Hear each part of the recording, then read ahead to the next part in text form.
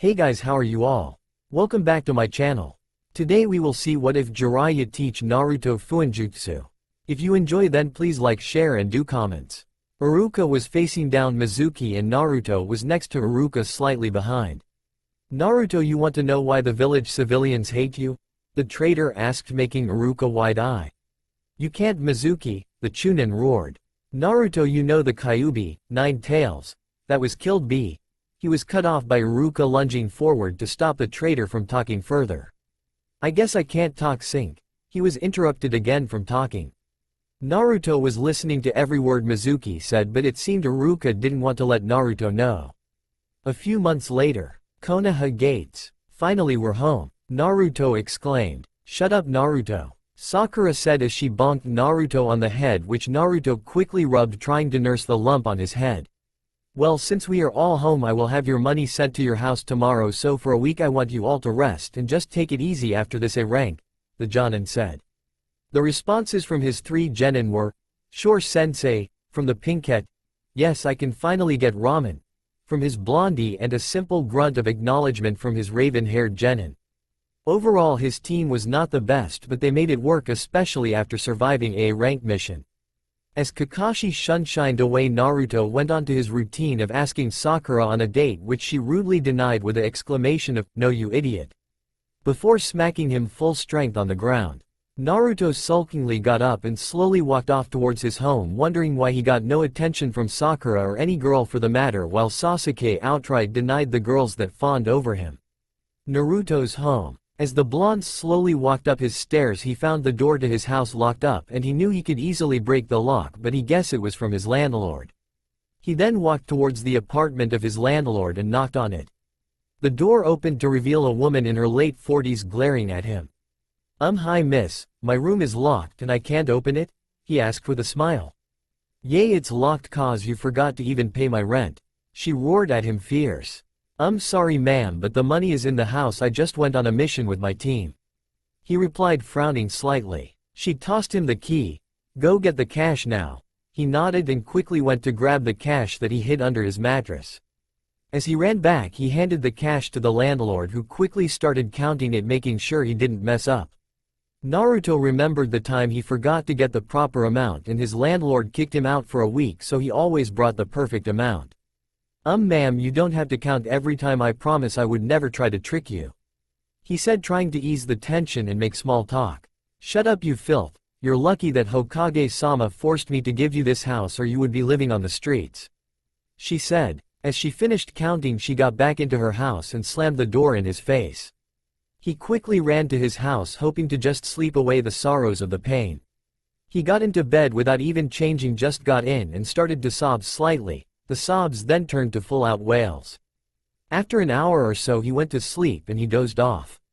3 hours later, as the blonde groggily got up from his nap, he went to make some lunch while thinking just why everyone hated him so much. Why couldn't anyone help him or care? Slowly he went back to the phenomenon he had on the wave mission when he thought Sasuke died. It felt like a super adrenaline rush. It was like he felt anger and bloodlust at everything and he wanted to just destroy. He started to wonder, is that why everyone hates me? He questioned himself, then remembered the ink that always appeared on his chest whenever he used a large amounts of chakra. He recently learned about seals, which then turned into him learning the thing on his chest was a seal. A seal for what he did not know. He then started getting curious, and when he got curious he needed answers. Since he was a shinobi now, he could easily get to the library without the stupid librarians getting in his way. As he ate up his pork ramen, he quickly leapt out of his balcony and went straight for the Konoha library. Konoha library. Naruto was slowly getting all his books that had information on seals and anything to do with humans having seals on them. He also got any books on taijutsu and other stuff he would want. He focused on reading the items on seals, and he read a lot of books from this guy called Jiraiya, but he didn't read much since he seemed they were only on how seals worked and not about what he needed. He then read a book called Jinchuriki, What Are They and Why Be Afraid? The book was a hefty one, nearly 100 pages or so, and he then started reading it. As he read it, it actually had things like seals on humans and stuff. The essential concept was that someone would seal these animals called tailed beasts into humans and would be kept in. He started reading and found out about most of the tailed beasts. There were 9 in total, ranging from power from the one-tailed Shukaku to the 9 tails.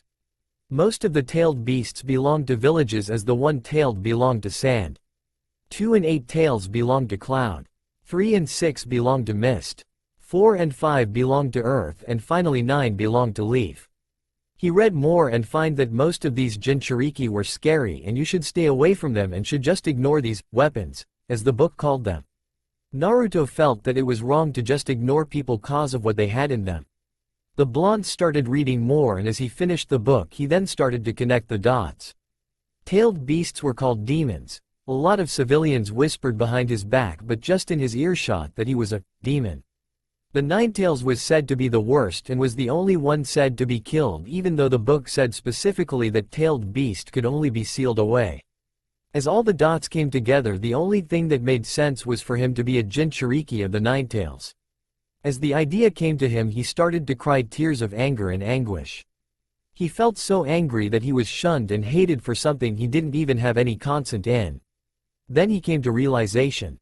Only the 4th was said to have killed the Kyuubi, so it was at reason that his hero was the one who sealed it into him. He decided he would ask his Jiji grandfather tomorrow, and for now he would take up all the information. He then borrowed the taijutsu books and any other things on sealing he would need, then made his way home to the comfort of sleep. The next day at the Hokage Tower, Naruto was now walking towards the Hokage's office. Most people would have to go through the secretary, but Naruto always visited, so the secretary just let him through. He then pushed aside the doors to the Hokage's room and gazed at his grandfather. "Jiji, we need to talk," he said in the most serious tone the 3rd had ever heard. The 3rd then made a wave of the hand, and the Anbu then appeared and shunshined out of the room. "What is it, Naruto-kun?" he asked. Was all he said for the 3rd's eyes to open as wide as saucers. The 3rd then explained everything, and when the 3rd meant everything he told it all, from the 4th trusting Naruto to use the power of the Kyuubi for good, and from how the village elders are idiotic and why they fear him. By the end of it, Naruto was just trying to hold back his tears, but he could no more when Hiruzen got up and hugged the boy and whispered into his ear, "It's okay." The floodgates then opened and Naruto wailed while Hiruzen placed a quick silence seal on the ground. Hiruzen just hugged the boy, comforting him, patting him on the back, letting him release all his emotions. After a while, the blonde started to calm down and broke off from the 3rd. He then wiped away his tears and smiled at his Jiji. "Thanks, Jiji. I understand my duty and I promise to keep the Ninetails locked," he said as he rubbed his belly. "Naruto, are you sure I can't do anything? Anything you want?" the 3rd asked, still worried. "Yeah, I am fine, but can you get Kakashi-sensei to meet me at Training Ground 7? he asked, which he got a nod. "Sure, I will tell him to come tomorrow since he is resting." Naruto nodded, then ran off. Training Ground 7. Naruto was going to start his training early even if his sensei wasn't ready yet. He then started his training.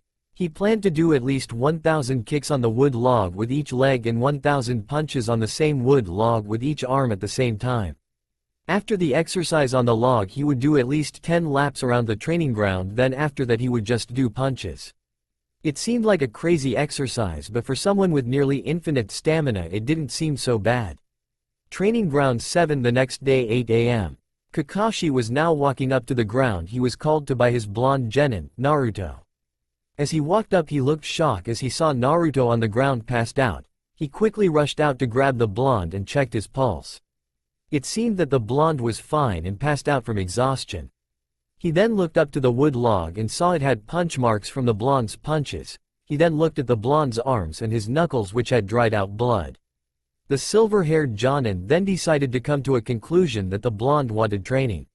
He then started coming up with a training regimen for Naruto. In 2 hours the blonde fluttered his eyes open and heard a lazy, "Yo, you're awake," from his favorite sensei. "Hi sensei, so I guess you get what I was doing," he said sheepishly as he rubbed his neck. "Yay, here, think fast," he said as he tossed a scroll to the blonde, which was opened immediately. "Okay, so I probably wrote this cause I am too lazy to explain it all. Shadow clones work for training since you get all their knowledge. Make 500 clones, then split them up to 10 groups. Under this is a sealing scroll that has a chakra paper, and use a bit of chakra on it and we can see what chakra affinity you have. Now once you find out your affinity, make 250 of them to work on your affinity by grabbing leaves, and the me in the world will explain. 125 will work your taijutsu style, which I learned from my summons, the Inu style. Then the rest will work on chakra control with water walking. You the original will do your normal exercises and wear the weights at the end place same as the chakra paper, and don't try to make anyone else do this training method since it only works for you, and also you can't use clones for physical training but muscle memory works. End of scroll. The blonde looked up at his sensei with a slightly annoyed face but then did what he was told by the scroll. In a puff of smoke 500 clones appeared and they all split up into the specific groups, but 250 of them grouped up and 125 did the same while the rest just went to another side. The blonde unsealed the chakra paper on the scroll and poured chakra into it while Kakashi stared intently on it. The paper ended getting split into a million pieces, then got burned up, which made Kakashi wide-eye. Well, it seems like you have a super strong affinity to wind and an above average affinity to fire, which is extremely rare since wind is weak to fire. He took one look at the blonde's confused face, then explained how chakra affinities work. Wow, that means I am super awesome, he exclaimed as he fist pumped the air. Now Naruto. Just because you have two affinities that complement each other extremely well doesn't mean you're invisible. The blonde nodded, remembering how one of the strongest beings in the world was in his belly. The silver-haired Jonin tossed him a scroll written, Inu style, which Naruto then tossed to his taijutsu clones. Naruto split up your elemental training clones into a 125 and make half of them do wind training by trying to split a leaf while the others try to burn a leaf. The blonde nodded and told his clones, and they all soon got to work. It was really a fantastic sight. 125 of them were working on wind training, another 125 on fire training. The other 125 were working on the Inu style and trying to get muscle memory down, and the rest were doing water walking. The original weighed his weights, which he estimated at being nearly 40 kilos each, and he had to wear one on each of his ankles and wrists. Okay, now I'll check up on you tomorrow, so bye, Kakashi said as he waved before disappearing in a shunshin. The Narutos worked for nearly all of the day until it was 8 p.m. and he decided to call it a day and went home to finally rest, feeling all the pain of finding out he was a Jinchuriki gone. He wondered if he should tell Sakura and Sasuke, but figured he shouldn't since they would hate him if he did and would ruin the team dynamic even if they already hated him. Naruto is at Team 7's training grounds as his team has to meet up today to get missions and start doing team exercises again after their week-long training has been going well. He has mastered the water walking exercise and his speed and strength have greatly increased. He also has been making great progress in splitting the leaf for his wind. Naruto has been improving a lot. Once Naruto reached the training grounds, he saw his sensei, Crush, and was a bit embarrassed since he was later than Kakashi, who is known for being the last one to arrive. Hey guys, sorry I was late. I don't have an excuse, I just got up late, so I am sorry, said the blonde. Baka. You're later than Kakashi-sensei, Sakura exclaimed. Now that everyone's here, let's go train. We are gonna be doing spars first, so Sasuke and Naruto, you two first, said Kakashi.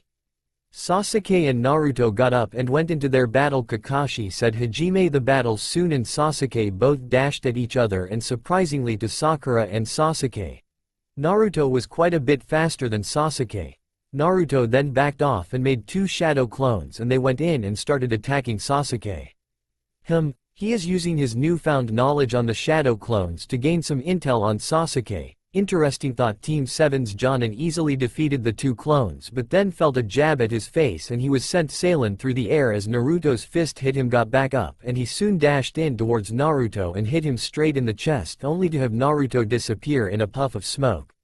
Naruto appeared above of Sasuke with four other clones surrounding him, and soon one of the clones threw Sasuke in the air while the three others jumped and punched him in the air, and once all that was done, the original hit Sasuke right in the belly with a kick and sent Sasuke down to the floor. Sasuke coughed up blood and soon activated his Sharingan and soon went straight for Naruto. This time Sasuke had a few more rounds of hitting each other. Sasuke beat Naruto, but without his Sharingan Naruto would have easily won. Serves you right, Dobi, you will never beat me and I will always be better than the dead last, Sasuke said, walking away over a defeated Naruto.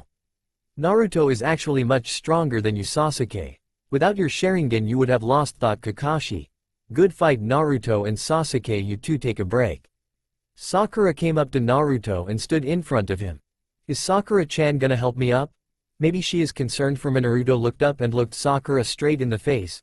Naruto, you baka, why did you hurt Sasuke-kun? You're an idiot now. Sasuke-kun is hurt and it's all because of you, said the pink-haired girl, then she walked away.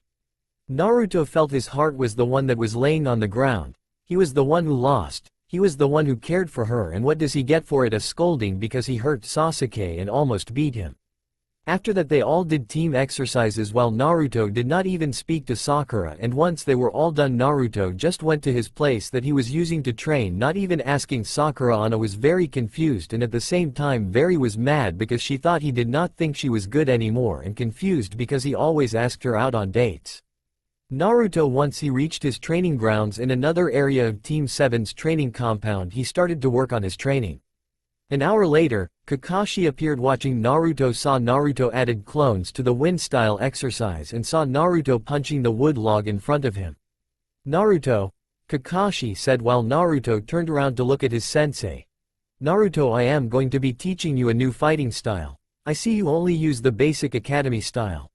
The Cyclops stated, to which the blonde nodded. Well, the academy style is fine, but I don't think it suits you and it's also not that practical. I will be teaching you the Inu style, dog style, which is a style that quite a few Inuzukas use and I use time to time as well.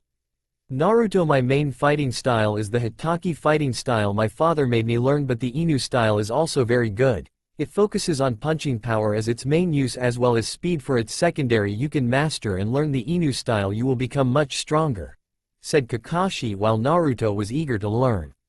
Sensei, if this is a Inuzuka style, why do you know it? Naruto asked. Naruto, it is not a Inuzuka style. It is one of the many styles that you can learn from summons. My summons made me learn it as my summons are dogs, said Kakashi. Okay, well, let's get started, the genin stated. After a few hours, Kakashi taught Naruto the Inu style and Naruto was now sparring against Kakashi to practice. Naruto, let's stop now, Kakashi stated. Why, sensei? Naruto then pointed to the sky where there was a bird. Kakashi got the message from the bird and it stated that he and Naruto go to the Hokage Tower, which is what they did. Hokage Tower. Naruto and Kakashi made their way to the Hokage Tower, but not before helping themselves to ramen at Ichiraku's after the long day of training. So old man, what did you want us for? Asked Naruto. Kakashi, do you think Naruto is ready for these two jutsu? Asked the Hokage while handing a scroll to read over the scroll and read it, then nodded and handed the scroll back to the Hokage. Naruto, it seems your sensei deems you worthy of learning the Shadow Shuriken Jutsu as well as the Shunshin, said Hiruzen to a wide-eyed, then handed Naruto the scroll and Naruto eagerly opened it to check if he was really gonna learn two amazingly cool jutsu. To Naruto, learning new jutsu was new. Jutsu did not make you powerful, but still learning new jutsu is awesome. Thank you old man, I promise I won't let you down, the blonde said with a big grin on his face. Yes Naruto, now why don't you go get rest? Your team is gonna be going on a mission tomorrow. It's AC ranked mission, so get your rest. Naruto nodded at Sarutobi's words and soon left to go to his house to rest. Kakashi chuckled. What's so funny, Kakashi? Asked the old man. Oh, it's just that only until a week ago he had been begging me for jutsu, and now that he gets jutsu he is grateful but just goes home to rest. I thought he would be going back to train, but I guess he has matured a bit, said the Cyclops. Indeed he has matured. Let's see the results of his training on your C ranked. By the way, it's a joint operation with Team 10 Inches, said Hiruzen while Kakashi soon left and was on his way to pack up for tomorrow. Team 7 training grounds. All of Team 7 was waiting there for was just brooding. Sakura was just watching Sasuke while Naruto was trying to learn how to do the figured which of the new jutsu to learn first, and he decided on the Shunshin since it has more uses in and out of battle. After a while Kakashi appeared and debriefed them on the mission. They was a simple protection of a high-ranking council member of the Sand that came to discuss the details of the upcoming Chunin, and Sakura went home to pack up while Naruto was still focusing on his Shunshin. Kakashi smiled proudly at his blonde, reminded him a lot of Obito, and he was also happy that his student was taking training seriously. The gates of Konoha. Once Team 7 regathered they headed to the gates of Konoha, however they got surprised when they saw Team 10 waiting there. Hey Ino Pig, what are you doing here? Asked Sakura. We are supposed to join in this joint operation to escort the sand guy forehead, said Ino. Now girls, calm down, since we are all here, let's get moving, said Kakashi. Hey Shikamaru, are they always like that? Asked Naruto. Yay, replied the lazy genin. Soon Team 7 and Team 10 were on their way to the hidden sand village. It was going to take them around 4 to 5 days to get there. Road to sand. Time skipped 2 days. The trip so far was nothing, but now they passed the land of fire's borders and were going into the land of winds. Told his team what to do once they got to the sand village and to show respect to the shinobi there. While the team took breaks, Naruto was usually practicing Shunshin and he was almost done. He just had to lower the chakra cost and he would be fine, and saw Naruto training and did not think much about it. He just thought Naruto was messing around. So forehead, why did Naruto stop adding Chan to your name? Ino was surprised at what Ino asked. Everyone was surprised Naruto stopped calling here Chan, but many did not. Ino was asking the question they all did not ask. Oh, nothing, I just told him one day I did not like him after he and Sasuke sparred and he stopped asking me. To be honest, I am glad he stopped asking. Now I don't have to waste my time with his pointless comments, said Sakura. Soon after that they got moving. Little did the teams know they were being tracked by a hunter nin. After Asuma's hunter nin wanted Asuma's bounty, but he could not take Asuma and Kakashi of the Sharingan at the same. He was devising a plan to separate the two of them and was going to put it into action today. Team 7 and Team 10 were still escorting the Sand Council. Were glad that the council member used to be a shinobi, since they would not have to walk at a civilians. 3 kunai came at them. Kakashi swiftly blocked it, but then an enemy ninja came out with 2 clones. One of the clones took on all the genin while the other took on quickly was getting the upper hand on the clone, but when he heard the sizzling sound of the paper bomb he quickly jumped away and the clone Asuma did not escape free. He ended up getting a few bruises on his arm and his left leg was burnt slightly. Team 7 and Team 10 were dealing with the clone rather quickly. Shikamaru did shadow possession and Naruto then tied the clone. Shikamaru released his jutsu and Naruto ended the clone. Kakashi was having a slight hard time, but he would no doubt win since he had not used his Sharingan and still had the enemy hunter nin. Knew this and he soon went after one of the genin. For a quickly jumped away from Kakashi, went after the genin and quickly took hold of Sakura and was holding her by the throat. The 2 members of Team 7 and Team 10 just stood there not sure what to do, so they waited until their senseis and Asuma quickly arrived and were shocked to see that the enemy nin got a hostage.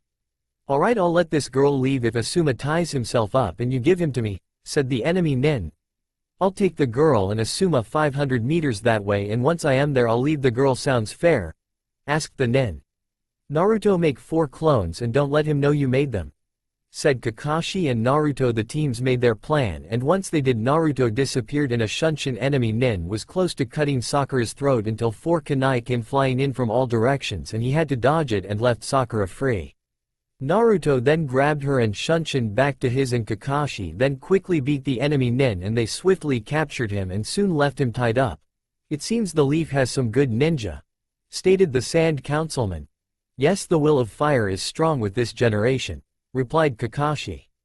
Team 10 and the members of Team 7 were shocked at how Naruto pretty much saved Sakura from that hunter nin earlier and how easily he did it. When and where did that Dobi learn the teleportation jutsu?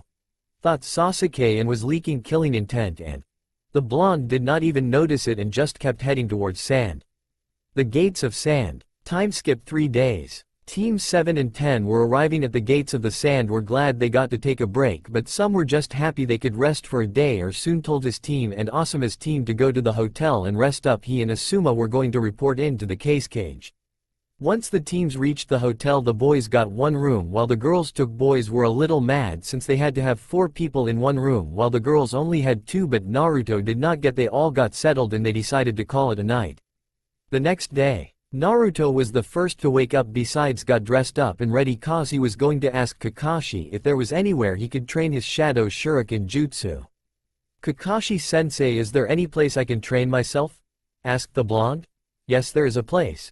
Take this slip and follow the directions and you will go to a training ground. You can train to your heart's content there, but don't overexert yourself, the masked man replied while handing Naruto a slip. Soon left the hotel and went straight to the training ground. The training ground. Naruto was soon arriving. The training he arrived, he stopped and saw a lone girl wearing a sand, had the most beautiful hair color he ever saw, with a dark and creamy face, was white, but not too white to the point where it was. As he was growing up, he realized he was more of an ass and leg man, and this girl's legs were one of the most toned legs he had ever seen. He soon realized what he was doing and he was staring. No, no, no, no, I am not a pervert, Naruto thought. To soon got out of his stupor and made his way to the field to introduce himself. Naruto was walking up to the girl he saw at the training ground. "Hey!" Naruto shouted loudly. The girl was startled at the loud voice and turned around to see a short blonde boy in orange. "Kid, you better have a good reason to disturb me while I am training," she said in a mad tone. "Well, my sensei told me to come here if I wanted to train, and sorry if I disturbed you," Naruto apologized. "What's your name, kid?" "Mine's Temari," Temari said in calm voice. "Well, my name's Naruto Uzumaki," Naruto said with a big grin on his face. This kid's like the complete opposite of Gaara. He is so happy and cheerful. Temari thought. "Well, if there's nothing else you want, I am going back to training." Actually, could we spar? The only people I get to spar against are my teammate and my sensei. It would be nice if I could spar against you," Naruto asked, hoping she would accept. What is his game? He doesn't seem to do anything bad, she thought, trying to figure the blonde out. "Sure kid, I'll accept. I haven't sparred anyone in a while, so I can always use the workout," she said in a more serious. Blondes got into their fighting stances. Once the fight got started, Naruto dashed at Temari while she back created 3 clones and sent them all after. Just swung her fan at the clones and got rid of them. Did not notice that Naruto was closing the distance between them, and Naruto uppercut her and kicked her, making her sail through the air. Temari got back up and tried to think of a plan on how to beat. Was much faster than she was and had quite a bit of strength, and his was at a clear disadvantage, and she was annoyed that a kid probably around the same age as Gaara was matching her blow for blow and some.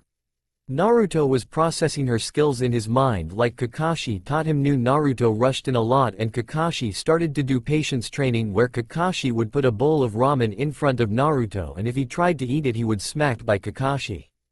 Temari made the first move. She dashed forward towards Naruto with her, pulled out a kunai and tried to block the fan, but her fan was made of a much more sturdier material than the. Got a clean hit on Naruto. Then she started to make hand signs. "Wind style. Gale palm," Temari called out as wind shot at Naruto, and he lost his footing and fell to the ground. Naruto tried to get up, but then he felt the cold steel of Temari's fan on his throat. "It seems you lose," Temari said as she took her fan away from his throat. "Yay, by the way, are you a wind style user?" Naruto asked, hoping to get some tips on how to master wind style.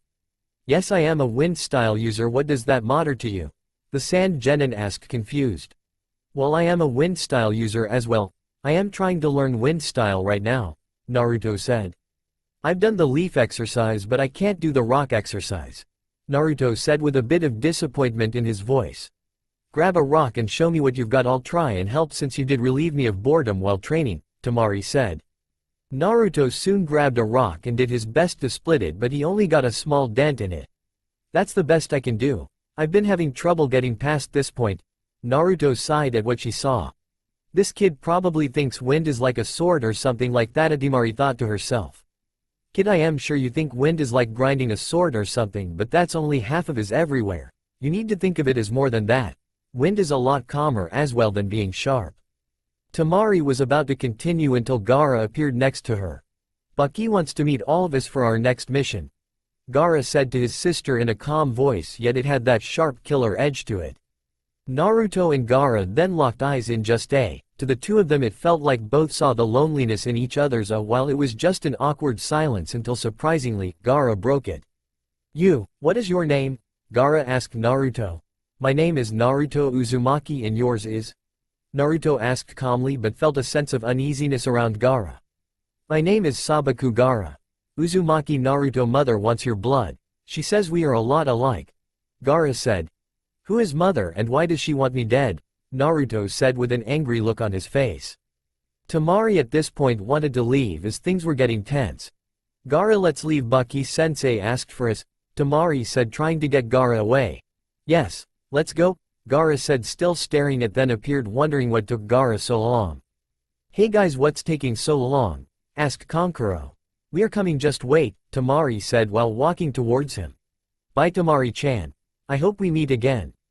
Naruto said in a cheerful was blushing in one dared to call her Chan, yet this hidden leaf genin had the audacity to. So Tamari-chan Kankuro said with a slight perverse, then ended up beating Kankuro while Gaara just went to Baki. Weird people, what did that Gaara guy mean by we are the same? I saw his eyes though, he feels a lot of pain and anger. I hope I can become his friend or something. Naruto thought sadly at how much pain Gaara was in. Naruto soon went to training and got to work. The hotel. Everyone woke up at 8 a.m. and everyone was dressed by two teams were going to leave at 11 a.m. so that left everyone some time to went off to do his own thing. Ino and Sakura went to go buy clothes, while Choji and Shikamaru just went to the roof of the hotel to watch clouds. Shikamaru, Choji said in a serious tone. Yay. What's up Choji? Shikamaru replied still watching the clouds. Did you see how Naruto dispatched that ninja earlier and saved Sakura? Said the Akamichi. Yay. He is definitely not the dead last anymore. I wonder what training he did, said the Nara. I asked Asuma-sensei, he said that Naruto has been training every day for the past 2 weeks non-stop and he has been getting help from Kakashi-sensei. Do you think we should start training more? Choji asked as he was not sure what they should do. Choji, I heard from my dad the Chunin exams are coming up. Many people die in these exams. I don't want to lose anyone I care about, so if you want to train I'll train with you and we will both get stronger together, said the normally lazy boy in a more serious tone. Thanks Shikamaru. Choji said grateful for what Shikamaru was doing for him. Choji, no need to thank me. We are in this together, but I highly doubt Ino will want to do any training. They both chuckled at Shikamaru's last statement and soon went back to relaxing. After a few hours Team 7 and Team 10 were gathered up with their sensei and were heading for the gates of the they were heading out. Naruto saw the same girl he saw from the training ground at the everyone was filling up the documents to leave the village. He walked up to Tamari. Hey, Tamari-chan. Naruto shouted as he walked towards the now angry girl. Hey kid, stop calling me Chan, I don't like it, she said in an annoyed voice. Nah, I'ma just call you Tamari-chan, Naruto said as he chuckled at the faces she was making at him. I am leaving the village so I guess we won't see each other again, Naruto said sadly. Naruto, we will meet each other again cause I am going to be coming to the leaf for the Chunin exams, so you better get stronger, she said while she walked off with her team away. Naruto felt really happy that she encouraged him to get stronger and saw that she called him, did not know why he was so happy, but he just who was watching the scene was grinning perversely at the interaction. Maybe he is growing up, physically and emotionally. Kakashi thought after everyone did all their forms were heading back to however did buy a few sealing scrolls that were in sand as he wanted to improve his Fuinjutsu. He saw how easily Kakashi and Asuma kept their tools in sealing scrolls and wanted to learn how to use them too.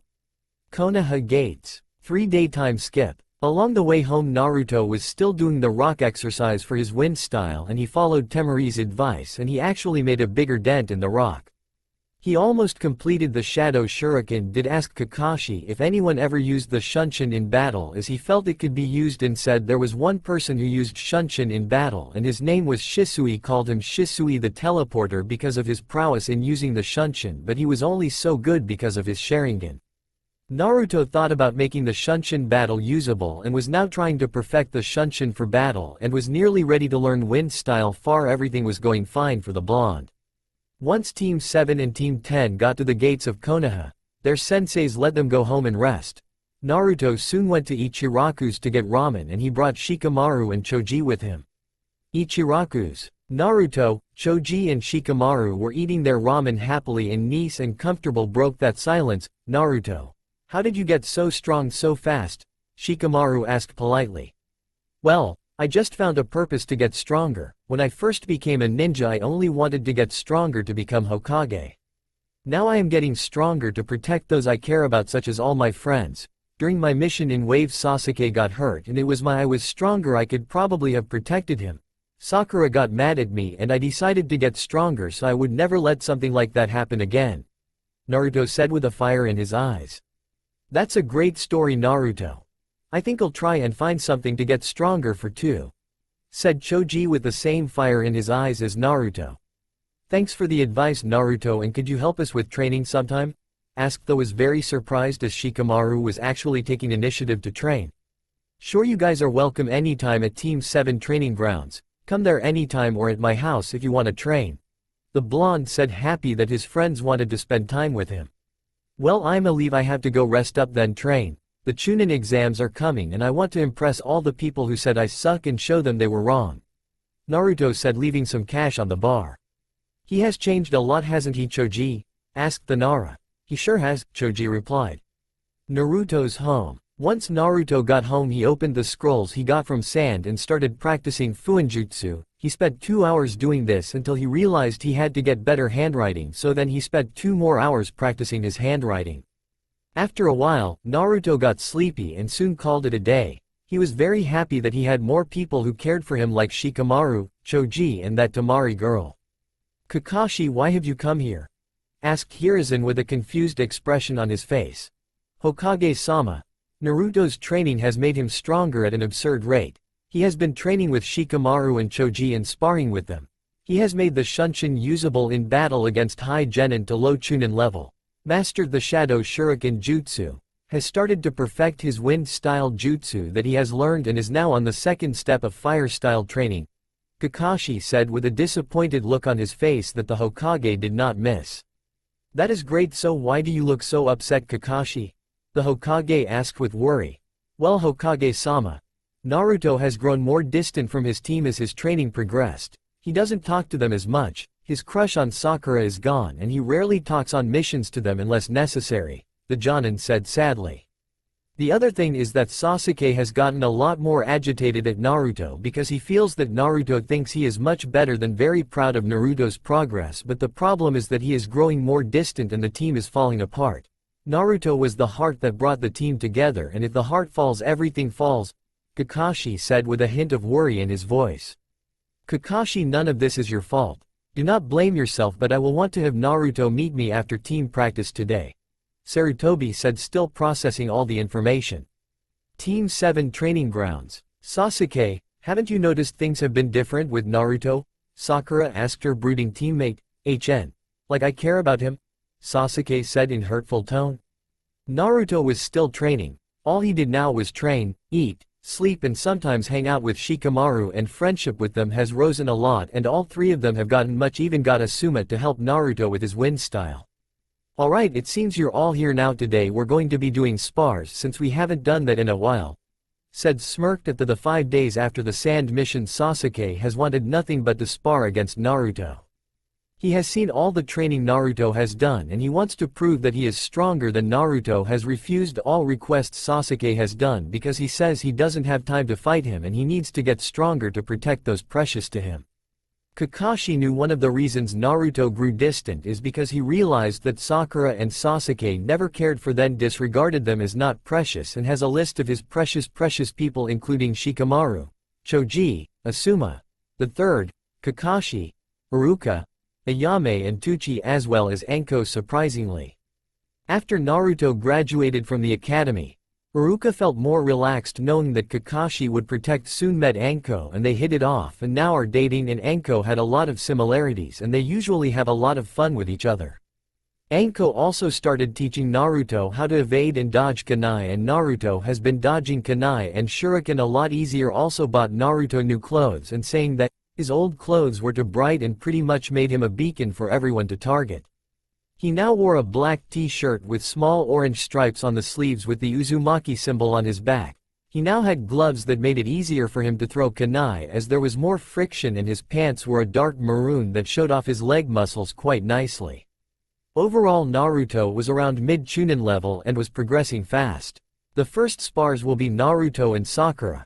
Said the got into his stance for the Inu style that he had grown a liking to and changed it a tad bit to suit him, was still going with the basic academy style, and it already showed Naruto as a better ninja.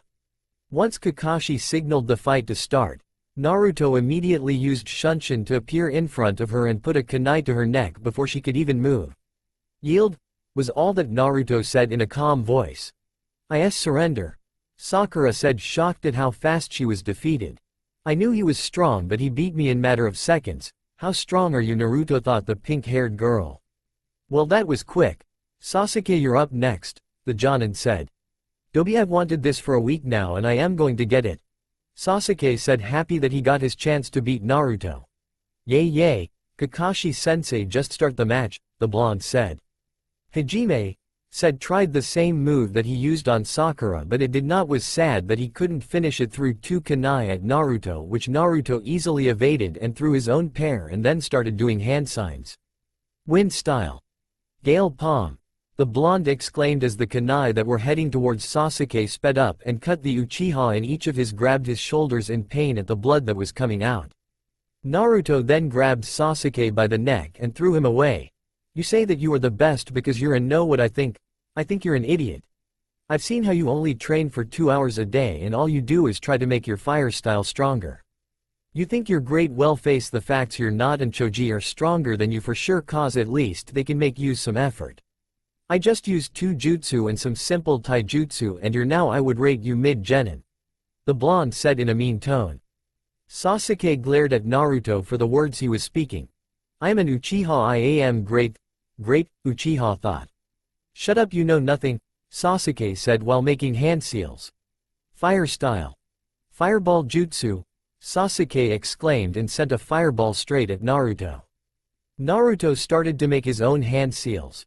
Fire style. Fireball jutsu, Naruto said calmly while making a fireball nearly double the size of Sasuke's. Kakashi had to step in to get Sasuke out of the way of the fireball as it was clear that Sasuke had lost. Naruto, why did you try to hurt your friend? Kakashi stated in a loud voice. Kakashi-sensei, I did nothing of the I did was self-attack me first with a dangerous jutsu meant to hurt me. All I did was defend myself, Naruto stated while smirking.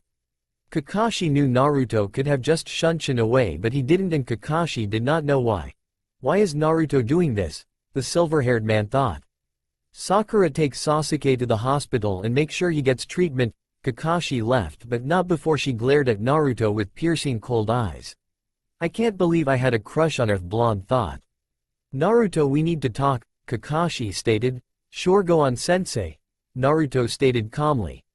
You have been growing a lot distant these few days, and that last stunt was, and I both know you could have easily dodged that, but you wanted to show Sasuke your prowess, Kakashi stated furiously. Sensei, I am sorry, Naruto stated while looking down, which shocked Kakashi a lot. What do you mean? The masked man asked, confused.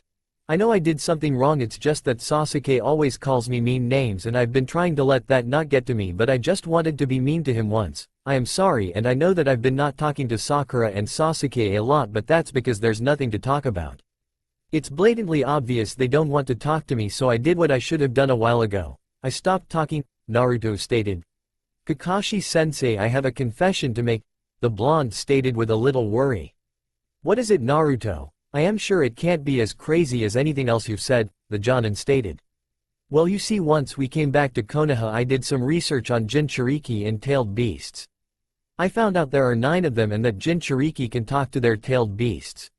The genin stated, still with a hint of worry in his voice. Kakashi's mind was running 100 miles a second trying to avoid the most obvious thing Naruto was saying, as he did not want to believe he did that. So I read that you have to meditate and enter your mind to do that, and I did it, the blonde stated in a more serious tone. You did what? Kakashi asked in disbelief his student would do something so reckless. I met the fox and talked to him, Naruto stated. Flashback 2 days ago. Alright, all I have to do is calm myself and enter my mind, Naruto thought. After a few minutes Naruto opened his eyes and he was in a sewer that was very soon started to follow a path, and it led him to a big thought that it was nothing and was about to walk away, then he saw an eye open. So Ninjin, you have come to meet me, the Kyuubi stated. You're the Kyuubi? Naruto said in disbelief that he actually was meeting the Kyuubi face to face. Yes, now what do you want? The Kyuubi asked. The Kyuubi knows most of what Naruto thinks, so he knows Naruto is here to ask a question. Well, if you don't mind answering, there are 9 tailed beasts, correct? Naruto asked, still a little shaken. Yes, that is correct. Well, I know 3 of Kyuubi, Ichibi, and I want to ask you, is the redhead boy I saw in the hidden sand the Ichibi Jinchuriki? You are a lot smarter than you let on, boy, and yes, he is the jailer for the Ichibi. Okay, well, now that's out of the way, I have one more final question. Do you have a name? Why do you ask this? The Kyuubi asked, shocked that someone actually cared for his name. Well, it's just that the Ichibi has a name and it's called Shukaku, so I wondered if all of the tailed beasts have names? Well, yes, you are correct. All tailed beasts have names and I will enlighten you. My name is Kurama. Kurama stated, happy that someone actually cared for all his life. No one had ever asked if he had a name and he never told anyone his name. Ninjin, I will teach you a fire-style jutsu of mine that only I is called fire-style. Flash Fox. Really, you're gonna teach me? You know you're a lot nicer than many people think you are. Naruto said with a big grin on his face. Ninjin, you are different from everyone else I have met in this world. So yes, I will teach you it, and if I would classify it in your ninja ranking system, I would say it's in a bordering S-rank jutsu, Kurama stated, which made Naruto's eye widen in happiness. Kurama, I have one last question. Why did you attack the hidden leaf 13 years ago? Naruto asked. I did not, it was merely me defending myself. I had just escaped my last Jinchuriki through means that I won't tell you right now, but if I trust you I will. I escaped and all you leaf shinobi attacked me, so what was I supposed to do, take all that damage and not get angry? Kurama stated, and was thinking that Naruto was gonna say he was a demon. Okay, well, that makes sense, the blonde said with a calm face that shocked Kurama. Ninjin, I know who are your parents. If you want me to, I can tell you who they are. Kurama told him, which made Naruto's eyes widen. Kurama, thanks for the offer, but the old man wanted to tell me himself, so I will respect his wishes and wait for him to tell me. Okay, well, if you change your mind I will always tell, go back to the real world and continue your training.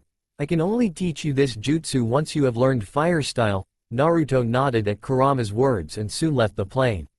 This container might not be so bad after all, Kurama thought, going back to sleep. Back to the present. So yay, that's pretty much all that happened. Nothing else interesting happened. I just visited him yesterday to keep him company, Naruto said to Kakashi after telling his story of meeting the most demonic creature in the world. Naruto, next time you do something reckless like that I will punish you. You're lucky nothing bad happened.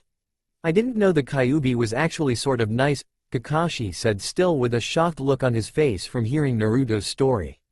Yay, and I promise to keep the team together as the heart of the team, sensei. The blonde stated while walking towards his meetup place where he, Shikamaru and Choji meet up, leaving Kakashi shocked to learn that Naruto knew he was the heart. Hokage Tower. Kakashi, I cannot believe such a story. Here is in all his life he always thought the Kyuubi was an evil being, but now he was being told that it was actually kind to Naruto. How does Naruto do these things? Kakashi, Sarutobi said. I don't know, Hokage-sama, I just don't know. Kakashi said while shaking his head. Well, for no, I guess Team 7 is ready for the Chunin exams that are taking place in 4 days. The Hokage said, get your team ready for it, okay? Hiruzen said in a more orderly tone of voice. Hi Hokage-sama. Kakashi said as he left using a shunshin. Naruto, Shikamaru and Choji were all getting ready for the Chunin exams that they heard was hopeful that he might take another step to becoming Hokage. Shikamaru didn't care either way, but Choji surprisingly wanted to become a Chunin so that he would prove his clan was a strong one and that he was prepared to become the clan head. At the moment Shikamaru was playing shogi with Naruto to help improve his mind and his strategizing. Seven had no one that could make a plan, so Naruto decided to ask the Nara for help since he heard from Asuma that the genin had an IQ of 200. Choji was learning how to do earth style as he learned that was his affinity and was slowly learning how to progress with were all mostly Chunin level. While Naruto was trying his hardest to beat Shikamaru, he smelled a familiar scent that he hated. Sasuke, come out. The blonde stated simply. Sasuke came out of the woods with an annoyed look that Naruto found him so easily. How the hell did you find me so easily? Sasuke shouted. Easy, I trained with Kakashi-sensei to enhance my smelling ability. He said that if I didn't have my eyes I needed to have another sense to rely on and I chose smell. Can you go away, Sasuke? I am trying to make a crack in the earth where you're standing, the Akamichi said, a little frustrated he couldn't train properly. Naruto, fight me, Sasuke said while charging towards said blonde. Sasuke fell right in his tracks when Choji pulled him by the ankles. Sasuke, I will say it one more time. Go away. The chubby genin said as he threw Sasuke aside like he was nothing. How have the dead lasts gotten so strong? Sasuke thought at seeing how easily Choji beat him. Naruto, that Uchiha is going to be a problem in the Chunin exams for you if he doesn't calm down, the tailed beast said in Naruto's mind. Yes, I know, I'll tell Kakashi-sensei after our training session today, Naruto replied. The fox and Naruto's relationship had grown and they had started going on a first-name basis. Sasuke, I am sorry if you're mad that we are stronger than you, but there's nothing we can do when you're so weak, Naruto said with a smirk appearing on his face. Sasuke growled at the three and soon started leaving to find Kakashi and train. Naruto, I feel sad for you. You have to deal with an annoying fangirl who never takes your side and always sides with that brooding bastard even when he is wrong, Choji said with a sad tone. It's fine, I've tried to talk to them and become friends again, but all my efforts were nothing. It seems that me training to get stronger so that they liked me only had the opposite effect. No matter, let's get back to training guys, then we can go eat Ichiraku's, the genin said with a smile at the last statement he made. Somewhere in Konoha, Kakashi, Sasuke shouted as he jumped to his Jonin sensei. Sasuke, what is it, and don't shout so loudly in a public area, Kakashi said in a lazy tone, not wanting to deal with Sasuke's problems at the moment. Train me, make me Dobi and his loser friends have somehow gotten stronger than me. I need that power, Sasuke said with an evil undertone to his voice. Sasuke, come with me, the masked man stated simply while walking towards a more private location. Team 7 Training Grounds, Sasuke. In a soft voice Kakashi said. Do you want to know how those three you call losers got so strong? The reply Kakashi got was a nod. Through sheer training and hard work as well as determination to protect those they love, the Jonin said. They didn't use any tricks, they did not learn any great jutsu, they just worked hard and trained every day and I don't see that same determination in you want me to train you be determined to protect something, the Jonin said while walking away. Sasuke was infuriated at what his sensei did not want to protect anyone he needed power to needed Uchiha got so mad that he charged at Kakashi with a kunai in hand. Kakashi being a Jonin easily disabled Sasuke's attack and held the Uchiha's hand behind his back. Sasuke, if you want training that walk on water, the Jonin said while tired of these antics of Sasuke. Kakashi then showed Sasuke how to walk on water and Sasuke then tried to do it and fell into the had to bit his lip to suppress the laughter he had. Kakashi left disappointed at the evil that Sasuke was becoming and if no one stopped him he was going to go on a bad had tried to listen to his sensei and communicate with his reply but in an angry tone and with a glare so cold it could kill. Sasuke however never replied, only talking when in a mission or absolutely necessary. Next day near Ichiraku's, Naruto was leaving Ichiraku's to meet up with Konohamaru and his friends Moegi and Udon that he had heard promised the kid that he would come early and now here he was wasting too much time eating ramen and coming late by 10 minutes. When Naruto was nearing the meeting place he heard a shout saying, "Let go," and he could almost identify it as Konohamaru's swiftly arrived quickly and saw Kankuro grabbing Konohamaru by the neck. "Hey sand guy, let him go," Naruto stated in a cold voice. "Yay Kankuro, let the kid go, he just bumped into you." Tamari let the kid go and soon started walking away while Tamari stayed for a few minutes. "Hey, so you're here for the Chunin exams, huh Tamari-chan?" Naruto said, happy that he was seeing his friend again. "Yeah, I guess, and please stop calling me that, Naruto." The Kunoichi stated, annoyed. "Tamari-chan, can I ask you something?" Naruto asked, a little nervous at what he was going to say, which did not go unnoticed by Tamari. Would you like tea to go sightseeing in Konoha with Met?" the blonde said, stuttering with shocked. No one ever asked her to go with her. Is he asking me out on a date? The sand genin thought, still shocked at what she was being asked. Is it a date?"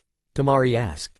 "It can be if why you want. I wouldn't want it to be a date as this was the third time we have seen each other, but I would love to go out with you. Come here at 6 p.m. and I will show you the best sights in Konoha," Naruto said, a little disappointed but still happy. She didn't know why he liked Tamari so much as they only just met, but he just wanted to spend time with her. "I am sorry Naruto for what's going to happen," the girl thought sadly. "I hope I can spend as much time as I can with you happily before that." "Boss, was that your girlfriend?" Konohamaru asked, seeing the whole scene. "No, she isn't," Naruto said, blushing at what Konohamaru was suggesting. "Konohamaru, do you and your friends mind if before we play ninja we go to a shop?" asked the blonde, to which Konohamaru shook his head. Naruto then took the Konohamaru core shopping with him as he wanted to get some good civilian clothes for when he met had a few different types of clothes but none were really for occasions, like got a purple top that had blue flames on the sleeves and some pants that were light green with black stripes on the, also bought some other pairs of shirts but he knew these were what he was going to wear for tonight. While he was leaving with his friends, Ino saw him leaving and was shocked as she had never seen Naruto shop before. What did Naruto buy? More importantly, why did he buy it? The purple-dressed girl thought, seeing Naruto leave. For a while he just played with Konohamaru, Moegi and Udon until it hit he was done playing with his friends. He soon left straight for his house, dashing in a speed he didn't know he had. Once he reached home he immediately took a shower, and before he did made clones to clean up his apartment and put away his clothes as well as do other house. Took him 30 minutes in total to get ready for his meeting with Temari, and he was nervous. He had never been this nervous in years. The only time he could remember being this nervous was when he asked Sakura the first time ever for a date, to which she only had one thing on his mind: how to impress Temari so she would go out with him again. He had already planned where he would take her, so that wasn't a problem. A problem was the fact he had never been out with a girl, didn't know how to treat a girl or how to act like a gentleman. He then knew the perfect person to ask for advice. In 15 minutes he was at Iruka's house, invited himself in and told Iruka the entire situation and how he needed help. "Naruto, you seriously haven't been out with a girl before?"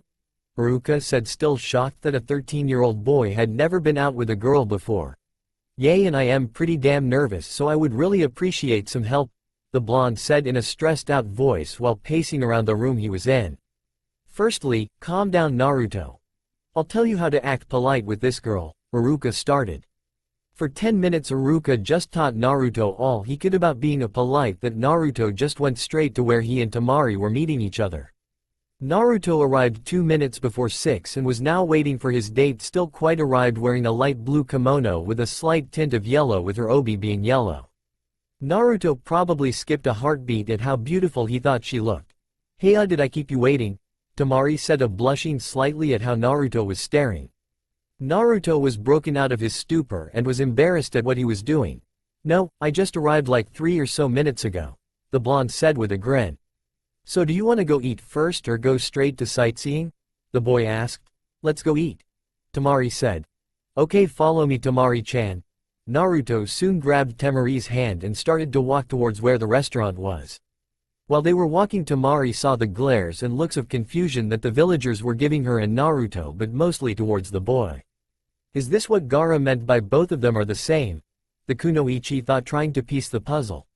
"Temari-chan, we're here," the blonde said, knocking Temari out of her thoughts for the time being. Naruto soon let her hand go and they walked in. S face lit up a slight tint of red as she forgot that she was holding hands with him. Could we please have a table for two?" Naruto asked the waiter with a slight worry they were going to kick him out. The waiter looked at him with glaring eyes, but he knew that the boy was welcome here as the owner of the store was a friend of Iruka. Took the two blondes to their table and the blondes made orders. Naruto ordered a burger with chips that he and his friend could, however ordered a chocolate cake, which was her favorite dish in the whole world. "Temari-chan, are you sure about a chocolate cake? It is quite unhealthy, just saying," Naruto said as he saw that she was eating multiple slices of the cake all by herself. "It's fine, I rarely eat it, so I don't think it will cause that many problems," Naruto said, still eating. Soon they both finished their meals and Naruto paid for the didn't know how much the cake cost, and it pretty much made his gamma empty. Gamma is his wallet. Naruto then took her hand and they started to go. First place they went was a small pond near a park that had many colorful fish from red to blue. Temari had a fun time with the fish, as in the desert you don't get to see many. Was happy that she was having fun, since he was worried she might not be happy, but all worries washed away as he saw the face Temari had. Naruto then took her to 2 more sites, being the academy and some of the training. Also added if she wanted to train she could use Team 7 training grounds if she needed to. Naruto was now talking her to his favorite place in the entire village. As the sun was setting it was going to be even more, made it up to the Hokage monument, and he showed Temari the view. "Naruto, this view is amazing. The sunset as well is so beautiful," she said with a slight awe in her voice. "Yay, come on, let's sit down," he said as he sat down on the 4th's head and patted a spot next to it.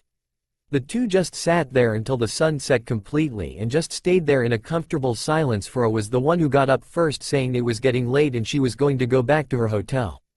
"Temari-chan, do you mind if I walk you home?" Naruto asked slightly, just shook her head, which made him grin, and he grabbed her hand and they went to her hotel.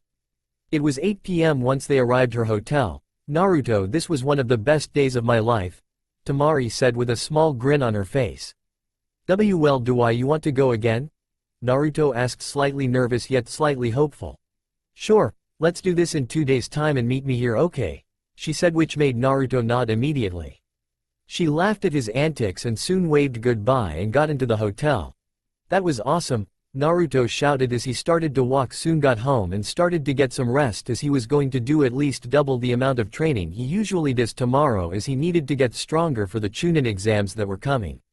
He soon got ready for sleep and he just dropped down to his bed, happy for what the day gave him. Team 7 just arrived from doing several D-rank missions and are now meeting up with the Hokage. Old man, we are done, so can we go home now? Naruto asked in a whiny tone. Kakashi, are they ready? The Hokage asked, ignoring Naruto. Yes, Hokage-sama, I would say that all 3 of them are quite ready, Kakashi said with a hint of proudness for his students.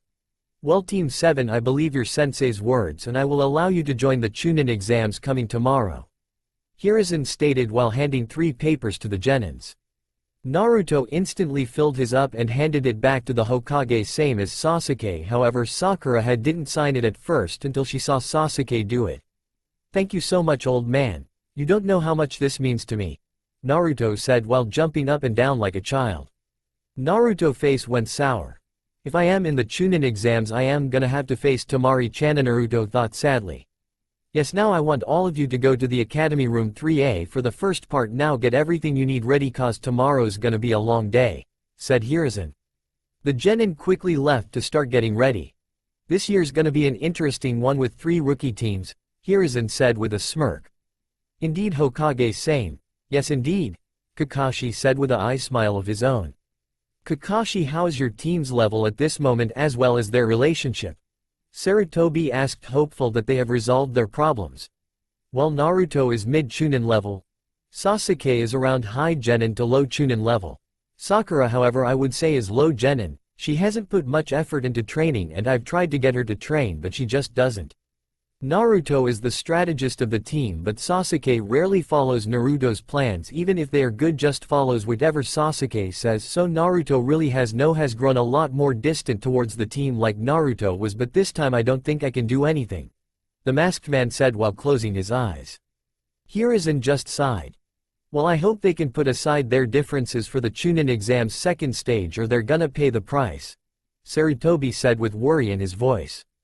Team 10 Training Grounds. Team 10, you all have shown to be very strong and I would like to congratulate you in making it to the Chunin exams, Asuma said with a smirk on his face. This is gonna be so troublesome, Inara said. I might be able to finally win Sasuke-kun over Ino, hoping to finally get her crush. Thank you sensei for this opportunity, Choji said, grateful towards his sensei.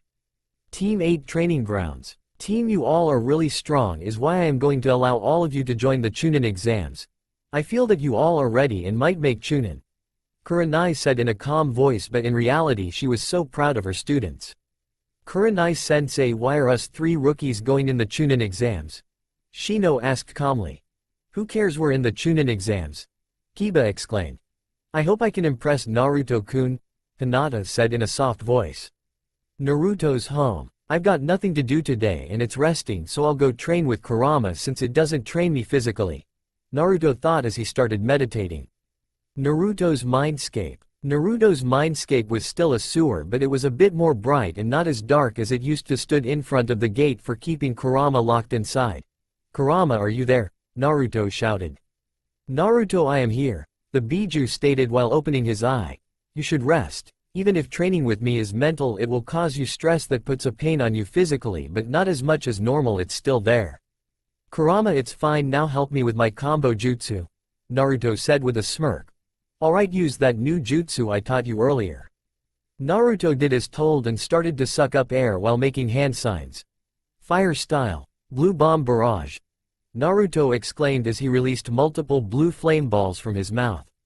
Good job, that was a B-rank jutsu that you just learned, which is impressive since we've only started this a week ago, Kurama said, impressed at how fast Naruto was developing. You probably would be a lot stronger than you are right now if the insolent mortals at the academy trained you right. Why don't you punish them? The fox stated in a more evil tone. You know, sometimes I forget you're a mass of hate and chakra, the blonde said with a large grin. Well, anyway, I have a new exercise to improve your chakra control, Kurama said as he started weaving hand signs. After Kurama did his last hand sign, Naruto felt a burning sensation all over his body. "What did you do?" Naruto stated in pain. "What I have done is increase the air around us to a boiling temperature, and if you don't want it to hurt you must coat yourself in chakra. This will increase your chakra reserves and control." Kurama said all this while chuckling slightly at the state his jailer was in. "It's not funny," Naruto shouted. "Naruto, I never would have thought in my wildest dreams I would actually help my jailer," Kyuubi thought to himself. "Let's do this for 30 minutes, then I want you to get rest. I've seen what they do for the Chunin exams in my previous jailers and you will need rest," to which the blonde replied with a simple nod. Soon the blonde left and he started preparing his items for the Chunin exams. He packed up sealing scrolls and quite a few was prepared to go for the Chunin exams. The academy. The genin of Team 7 agreed to meet up at the academy and at the moment they were waiting for Sasuke. "Sakura," Naruto spoke, breaking the silence he and her were in. "Why do you love Sasuke so much?" "I just want a reason and I don't want you to answer." "Oh, it's because he is so cool. I want a real and legitimate answer." "Why do you want to know, Baka?" Sakura spoke. "It's because I want to actually see why you like him, cause in my eyes besides the cool factor that you girls say he has, he isn't really much," Naruto said, which made Sakura mad. "Calm down and please just answer my question," Naruto said in a commanding. Started to think of an answer besides him being wasn't strong, as he had heard that Choji Beat didn't care much or actually liked didn't really fit any of the qualities she wanted in a Naruto fit most of those qualities. I don't really know." The pinkette was confused cause she could not come up with a single thing she liked about Sasuke. "If you can't even come up with a reason for why you like him, I don't think you should be with him. Find someone who wants to protect you, who cares for you." "Naruto, are you saying all this so I give up on Sasuke then you take me out on a date?"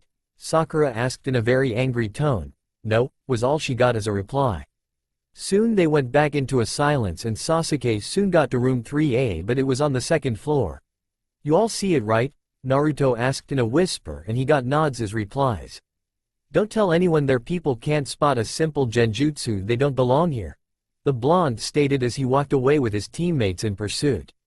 While they were heading towards the real room, met a person in a green spandex. "Sasuke Uchiha. Fight me," the genin said. "Well, if I am gonna fight you, at least tell me your name." "My name is Rock, let's fight." The green spandex boy soon dashed forward in a great show of speed. "He is faster than me. I am gonna have to up the taijutsu training," Naruto said with a smirk, happy there was going to be a was getting trashed around by was speed around Sasuke's Sharingan too fast for his body to even follow. Lee was starting to pull of his bandages but a turtle suddenly appeared. "Lee, why are you using that technique?" the turtle shouted angrily. "I am sorry, Guy Sensei. I am not sure what I was thinking," Lee apologized in a sincere tone. Suddenly in a puff of smoke a bigger version of Lee appeared. "Lee, I am sorry, this is all my fault. I should have taught you better. I will do 1,000 push-ups on my thumbs." "Guy Sensei, this is my fault, I will do 1,000 push-ups with you." "Oh Lee, Guy Sensei." It soon went on like this and a beach started to members of Team 7 tried to dispel it but to no avail, it did not. The green beast stopped and Team 7 ran away as fast as they could to room 3A. Once they reached the door they saw their sensei in front of it. "Hey, I am here to wish you all good luck, so I hope you all do fine. I may not have been able to teach you a lot but I hope you all work together and your teamwork will be fine," Kakashi said with an eye smile. "Thank you, sensei," the blonde said and soon opened the doors to room 3A and they saw a bunch of 100 genin were there to take the exams. "Sasuke-kun," was heard as Ino clamped onto Ino's surprise. Sakura didn't say anything, she just kept quiet. Maybe my words did get through to her, was all Naruto thought. "This is so troublesome," was heard from the laziest genin in Konoha. "It's gonna be fine, Shikamaru," Choji said. "Hey guys, how have you been doing?" Naruto said as he saw his two best friends. "It's been good." The two Team 8 arrived to make a full reunion of the Rookie 9. "Hey Naruto, why are you probably the weakest out of all of us?" Kiba said, chuckling, which made a tick mark appear on Naruto's head. High-end Naruto-kun. Hinata knew she had a crush on him but he wasn't going to say liked Hinata as a friend, but he never felt anything like that about, also doesn't like the fact she is so shy towards him. "Hey guys, I guess this is a reunion," the blonde said with a big grin on his face. "Naruto, please kill that Inuzuka brat." the Kyuubi said in an evil tone which just made Naruto smirk. Hey, you all better keep it down. Everyone's staring, a white-haired teen said. Who are you? Was what Kiba said. Is Kiba really this much of an idiot? Was I like that before? Am I still like this? Naruto thought with worry at being an idiot. Kiba, he is obviously a genin taking the Chunin exams. Yay, your blonde friend is right, and look around you, everyone is looking at you 9 rookies with disgust. He said, gesturing around the room. Yay, I guess you're right, and could you tell me your name? Kabuto Yakushi, Naruto, Kabuto said, which made Naruto a little shocked. How do you know my name? The genin said, a slightly worried if this guy knew about his secret. I have info cards on everyone who is entering the exams. I made them when I was entering the exams for the third, have data on almost everyone here. Kabuto said with a hint of proudness in himself. Can you tell me about Rock Lee and Naruto Uzumaki? The normally brooding Uchiha asked. Oh, and add Sabakugara too, Naruto added. Kabuto then poured chakra into his info cards and it revealed the data. Rock Lee, a taijutsu specialist. No ninjutsu capabilities. No genjutsu, pure taijutsu, which is off the mission record as pretty teammates are Tenten and Neji Hyuga. The last name made Hinata flinch, which did not go unnoticed by Naruto. Naruto Inu style for taijutsu. Affinities include wind and knows 3 wind-style jutsu bei. Kabuto was cut off by Naruto. I don't want all my data leaking out now, do we? It will give everyone an advantage and everyone can hear what you're saying right now, Naruto said with a grin. I guess you're right, but do you want me to go ahead and do Sabakugara? Kabuto asked, to which he got a small nod in reply. Sabakugara, his mission record is insane. He has gone on AB rank and 15C ranks and he has never gotten bruised once or has no known all I have on him. All the rookie 9 were shocked that a genin had never been hurt on a they could continue their idle chatter. Ibiki came through another door. Listen up, maggots. I am the proctor for the first round of the Chunin exams, so take a seat. Ibiki saying all this in a commanding the genin do as told instantly. Alright. The first test is a written test and there is 10 questions. You will get the last question at the end. 10 minutes before you get caught cheating 3 times you will be kicked out immediately, Ibiki said, which caught the attention of a certain blonde. They are letting us cheat, but if we get caught 3 times war means they want us to cheat to gather intel, as a lot of Chunins are gonna have to collect intel. Now I am going to pass out the papers, you can read it, but if I see you writing you're gonna be kicked out immediately, Ibiki said as he started passing papers. Now all of you have your papers, you may begin writing, Ibiki said, which instantly got pencils moving. How am I gonna cheat? I don't have any subtle moves, all my jutsu are brawling jutsu. Naruto thought worriedly. Naruto, I can help. I can possess the mind of someone using chakra, but I won't have any movement in them, but I can see sense in their body. It only works when the target is not using chakra, so I will, Kurama said. Alright Kurama, tell me when you do it, cause I don't want a proctor thinking I am cheating, so I am gonna have to be in a proper stance. Okay. 15 minutes passed and Naruto hadn't filled up a single, was waiting when until others had filled up their papers, and it should be around now. I am going in now. The voice of Kurama echoed throughout the blonde's head. Kurama's consciousness soon left towards their target, who had a Chunin vest outline on his. The Chunin lost consciousness and Kurama went in. These answers are weird. Kurama soon memorized the answers and left the Chunin's body and went back to Naruto. Kurama, how do you have the ability to leave my body, and can't we use it in battle? The blonde asked. Firstly, I don't. If there is even a slight use of chakra, I can't possess the body, and it only works against weak-minded fools, so it can't be used in battle against a strong opponent. Kurama soon told Naruto all 9 answers and he copied it down, and in 15 more minutes he was completely done. Sakura should be fine with her insane brain. Sasuke probably could use the Sharingan, so I think we are more than fine. Soon it was time for the last question. Alright maggots, this last question is optional. If you don't want to take it you don't have to, but if choose not to you're immediately disqualified, which shocked many genins and whispers of, why the hell would we say no, or, he must be an idiot. If you choose to accept and you answer wrongly you will never be able to take the exams again and you will forever remain a genin. So all the 9 questions before this was pointless, Kiba shouted, to which his reply was a nod. This is such a fun game you're playing, Ibiki Morino. I wonder if I should play shogi with. Will get a lot of people, but not part of the test is to see if you can make hard decisions for the greater good, Great mind games this man plays. Naruto thought, a smirk appearing on his face. Alright, all those who don't want to take the question please raise up your hand. Ibiki said, making more than half raise their hands up. Thankfully for didn't raise her hand. 15 teams, those 15 we knew: Rookie 9, Rock Lee's team, the Sand team and Kabuto's team. Alright, you all pass. Ibiki said, which shocked many people, yet at the same time not many people. Anko's gonna kill me when she finds out this many people are left. If on cue a black ball came crashing through the window with a banner saying, Anko Mitarashi at your service, winking face. No, no, no, no, why is she the second proctor? Naruto thought, horrified at all the times he, her and Iruka spent together. Maggots, I am your second proctor, Anko Mitarashi, meet me at training ground 44 in an hour. Anko's voice echoed throughout the room. Ibiki, how could you pass so many of them? Anko said, disappointed in her INT department coworker. Well, what can I see, I guess they're not as dumb as many think, Ibiki said. Well, they're at least gonna drop to half the teams, Anko said while grinning. Outside the academy, many teams were leaving to get on. The other hand was waiting for his sister figure Anko to come. Anko came out. A figure shouted, hey! As the figure ran up to her she saw that it was her favorite blonde. Hey kid, what's going on? Anko stated, grinning at the flustered look he had. Nei-chan, you never said you were going to be the second proctor, Naruto said, mad. Now let's go get dango and some ramen in these 1 hour. I'll take you with me to the Forest of Death later, she said while putting Naruto in a headlock and dragging him to her favorite dango store. Naruto just finished the first round of the Chunin exams and is now eating dango with his favorite psychopath, Anko Mitarashi. Ever since she and Iruka got together, she and our favorite blonde have been spending a lot of time together, and Naruto now thinks of her as a sister figure. So kid, what you been up to for training? The snake mistress asked. Well, Nei-chan, I've been trying to learn a new taijutsu style. Inu style is great, but I want something more, so I am trying to make my own super killer style, the blonde said with stars in his eyes.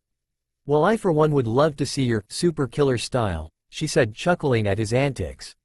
She loved these moments with Naruto, as it was the times with him and Iruka that she actually felt happy. Same could be said for Naruto and Iruka. Soon it went on like that for a while, until nearly an hour passed and they realized they had to go to the Forest of Death. Anko's home away from home, as she called it. Forest of Death. Listen up, maggots, Anko's voice were heard through all the genins' ears. This is the second stage of the Chunin exams.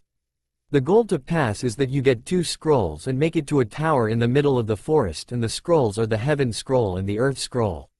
Now there are 3 rules, firstly being, if you open the scroll you will be immediately disqualified.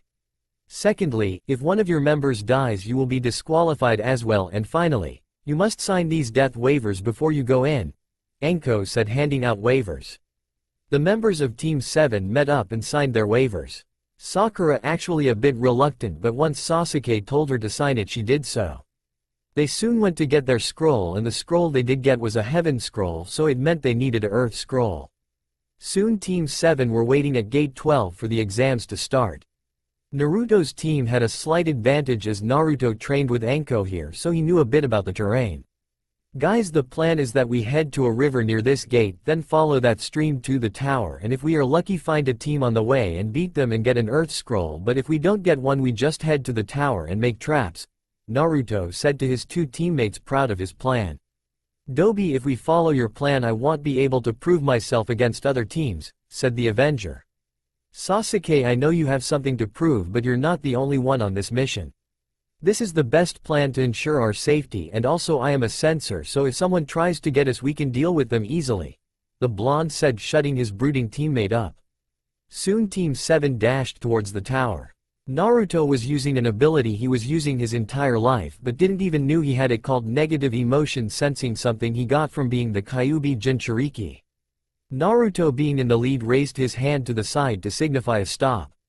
I'ma go take a leak, so just sit tight.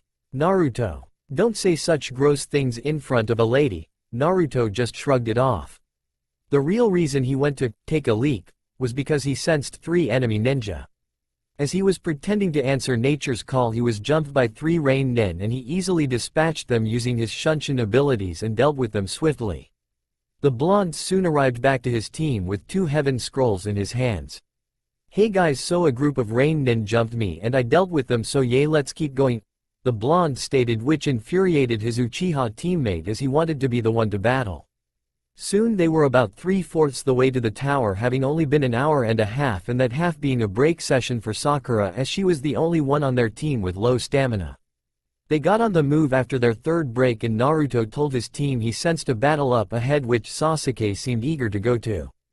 They got to the battlefield and there was the team from Sound and a team that seemed to be 2 to 3 years older than Naruto's team. Naruto's team just observed while Naruto formed a plan to easily dispatch of the Sound team as they were the ones who were winning. Soon the Leaf Nin dropped from exhaustion and Naruto then was about to enact his plan. These Leaf Nin are. The boy that had no bandages on was cut off as a rain of 100 kunai came at them from all directions. The two boys were lucky and was able to not get wounding cuts, but their kunoichi got her leg pinned to the ground with a kunai and she got hit by all the kunai, effectively mortally paralyzing her. A huge fireball came shooting at the boy without bandages, who then raised his arm and blew a ferocious wind that broke the fireball, but he was surprised when shuriken were in the fireball still coming at him. He was barely able to dodge the shuriken, but he then got stabbed in the back by a blonde holding a bloodied kunai. You're not gonna die, but you're wounded to be out of this fight, the blonde said calmly. The blonde turned his gaze to the last remaining member of the Sound Nin.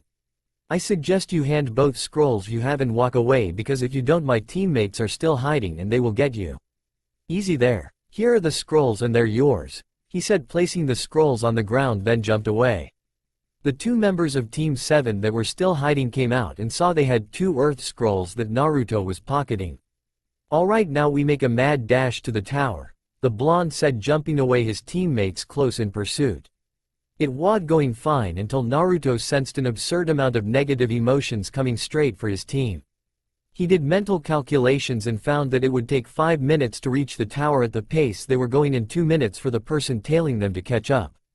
Sasuke and Sakura pick up the pace by at least double someone's tailiness, and it's a Jonin level shinobi.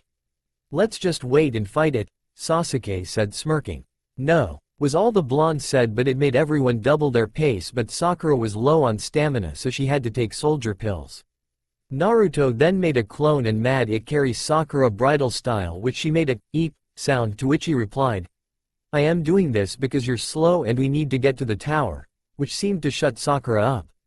The blonde then made 100 clones and split up to distract their pursuer for a while, but he soon went back to their tail.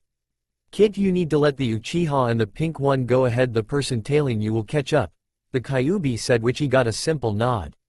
Naruto told Sasuke the plan and Sasuke was furious. Naruto suggested he run, but Naruto just knocked him out and summoned another clone to carry him with the other clone he had carrying Sakura. He soon then created 500 shadow clones with the help of Kurama's chakra and was waiting for his opponent. His opponent arrived on a snake summon, which made Naruto instantly realize this person was Orochimaru. You're Orochimaru? He asked, scared yet determined to protect his friends.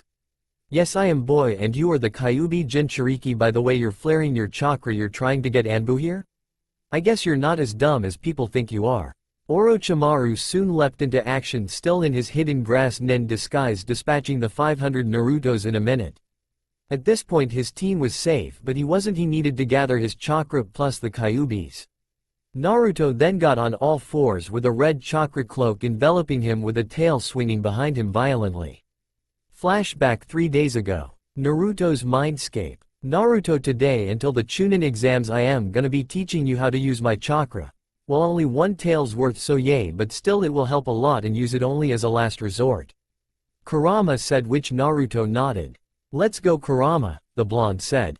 Present. It seems you're using its chakra well, I guess this is it for now, Orochimaru said, starting up a sealing jutsu which Naruto recognized as the 5 elemental sea, but before he could dodge, Orochimaru just beat him in a show of speed and hit Naruto, making him unconscious. Naruto's eyes fluttered open to see he was in a bed. He looked around to see he was in a resting room, but what was the most surprising was that he saw Temari using his belly as a pillow and sitting on a chair next to the bed sleeping. Naruto, you're awake, I need to tell you things, the Kyuubi said. Go ahead, blonde said, eyes not leaving the girl. Well, when the snake Teme knocked you unconscious, the Uchiha found you and got you here, making Naruto grateful towards his teammate. Overall you passed and the doctors nursed you, but I can't use my chakra cause that snake Teme used a seal on you. Now when your maid on your lap heard about you, she came and stayed with you ever since, so I would say you have good taste, kid." This statement made Naruto turn a red pink. "Also check your headband." Naruto did as told and was surprised to see a letter with a sealing array on it from Orochimaru. "Dear Naruto-kun, your battle with me impressed me, so I decided to reward you with a scroll containing elemental jutsu for wind style. What you do with it is your choice. From Orochi-kun. I don't know if I should be thankful or pissed." Naruto then undid the sealing array, which made a scroll filled with a few A-rank wind jutsu as well as a few B-rank, which Naruto would get to learning later. Right now he just rested with a goddess's blessing on his lap. Naruto fluttered his eyes open to see him in the same room, the only difference being that Temari was now awake. "Naruto-kun, you're awake," she said while hugging him. "I was so worried about you," the kunoichi said with a slight blush. "You know, I woke up earlier and saw what you were doing, Temari-chan," the blonde teased, making her blush darker. "You baka," she said, hitting him on the head. Naruto let her hit him for a reason he didn't know. "Well, I'll leave you for now and let you get your rest since I know you're okay," the kunoichi said, heading towards the door. Before she left she turned around and said, "Stay safe next time." "Kit, your choice in a maid is splendid," was all Kurama needed to say to make Naruto blush, and the blonde flustered to find an answer but only embarrassed himself. A day later, Naruto was now training in one of the training grounds in the tower. He had fully recovered by this morning, but it usually would have only taken an hour, but since Orochimaru put a seal on him he couldn't access the Kyuubi's chakra. Naruto had told the third about everything that happened, and he assigned 2 Anbu to guard Sasuke, and he undid Orochimaru's seal, and he was now training as he was shown just how weak he was compared to Orochimaru. He was now reading multiple books on Fuinjutsu with 5 clones, and he had another 100 clones working on handwriting. He had read about 2 seals that he wanted at the moment, which were the resistance seal and the gravity seal, which were pretty much artificial weights. He himself was reading about taijutsu styles with 5 other clones. He hadn't met with his teammates yet as he didn't know where they were, so he just filled his time with training. He was now going to his mindscape to learn about fire style. "Naruto, today we are going to learn to master your fire style. You only have done 2 exercises, and this last exercise is one that requires you to burn a golden bar. Don't worry about getting the bars as you can just make an infinite amount, so get going," the fox said, which made Naruto start his training. While he was training, the blonde felt close to igniting a flame on the rock, but what he got was something else. He lit his own hand on fire and it soon started burning his hand. He ended up getting a bucket of water with Kurama's help and continued to train, but focused on what he did earlier. This went on for a while until he felt a physical tug, so he quickly returned back to his physical state. "Hello?" Temari said, face inches away from Naruto's. Naruto was surprised at how close her face was and immediately backed up, blushing. "Oh, sorry, I didn't realize I was that close," she said, blushing. "It's fine," Naruto said sheepishly, having his hands behind his head. "So what brings you here?" "Well, I heard a lot of noise coming from here and I came here seeing all your clones, and I must admit it's impressive, and I asked where the original was and they pointed to you," Temari said, smiling at the leaf genin. "Can I ask a questions?" she asked, which Naruto nodded in response. "Why are you training so hard? I've seen the looks those villagers give you and I don't know why, but I doubt you're training to protect them." "You're right, I'm not training to protect them. I'm training to protect those that care for me, such as my sensei, my friends. I also want to protect the village, but not as much as my friends, but every Hokage has to take care of the leaf and most importantly want to protect you," he said, not even realizing what he said. "Naruto-kun, you're so sweet, and I wouldn't mind if we hanged out during these days till the preliminaries," she said bluntly, wanting to hang out with the blonde. "Short Temari-chan," he said, grinning and also happy he got to spend more time with his friend. "I'm so sorry what's going to happen in a month, Naruto-kun. I have no say in the matter, all I hope for is that you don't die," she thought while wiping away a lone tear. The rest of the day progressed the same. Naruto left his clones to do training and he spent time with Temari. He also sent a clone to tell the Hokage about Orochimaru and him being after Sasuke, and advised the Hokage to put an Anbu watching Sasuke. While they were walking around the tower they saw Sasuke and Sakura. Naruto rushed, wanting to thank Sasuke for what he did. "Sasuke, Sakura, how are you guys?" the blonde said, holding Temari's hand. Naruto, who is this girl? Sakura said with a harsh tone, but she didn't know why. Oh, Sakura, this is Tamari-chan. Tamari-chan, this is Sakura, the blonde said, introducing them. Sasuke, thanks, Naruto said to Sasuke, who smirked in response. We're gonna go, and by the way Sasuke, that grass nin was Orochimaru and he was after your Sharingan, so be careful. Why is that girl holding Naruto's hand? He also calls her Tamari-chan. The pinkette thought. Shanuru. She is probably just using him. Naruto is such an idiot, no one wants him, inner Sakura told her normal self. You're probably right, she thought and disregarded it. Why did I feel mad? That thought she kept. With Naruto and Tamari. So does everyone fawn over the Uchiha? Tamari asked. Why do you ask, and the answer is yes. Naruto responded, shocked. I don't know, just felt it, but I think you're way better than emo people like him. Ah, thanks Tamari-chan. That means a lot more than you think it does, he said, grinning at how kind she was.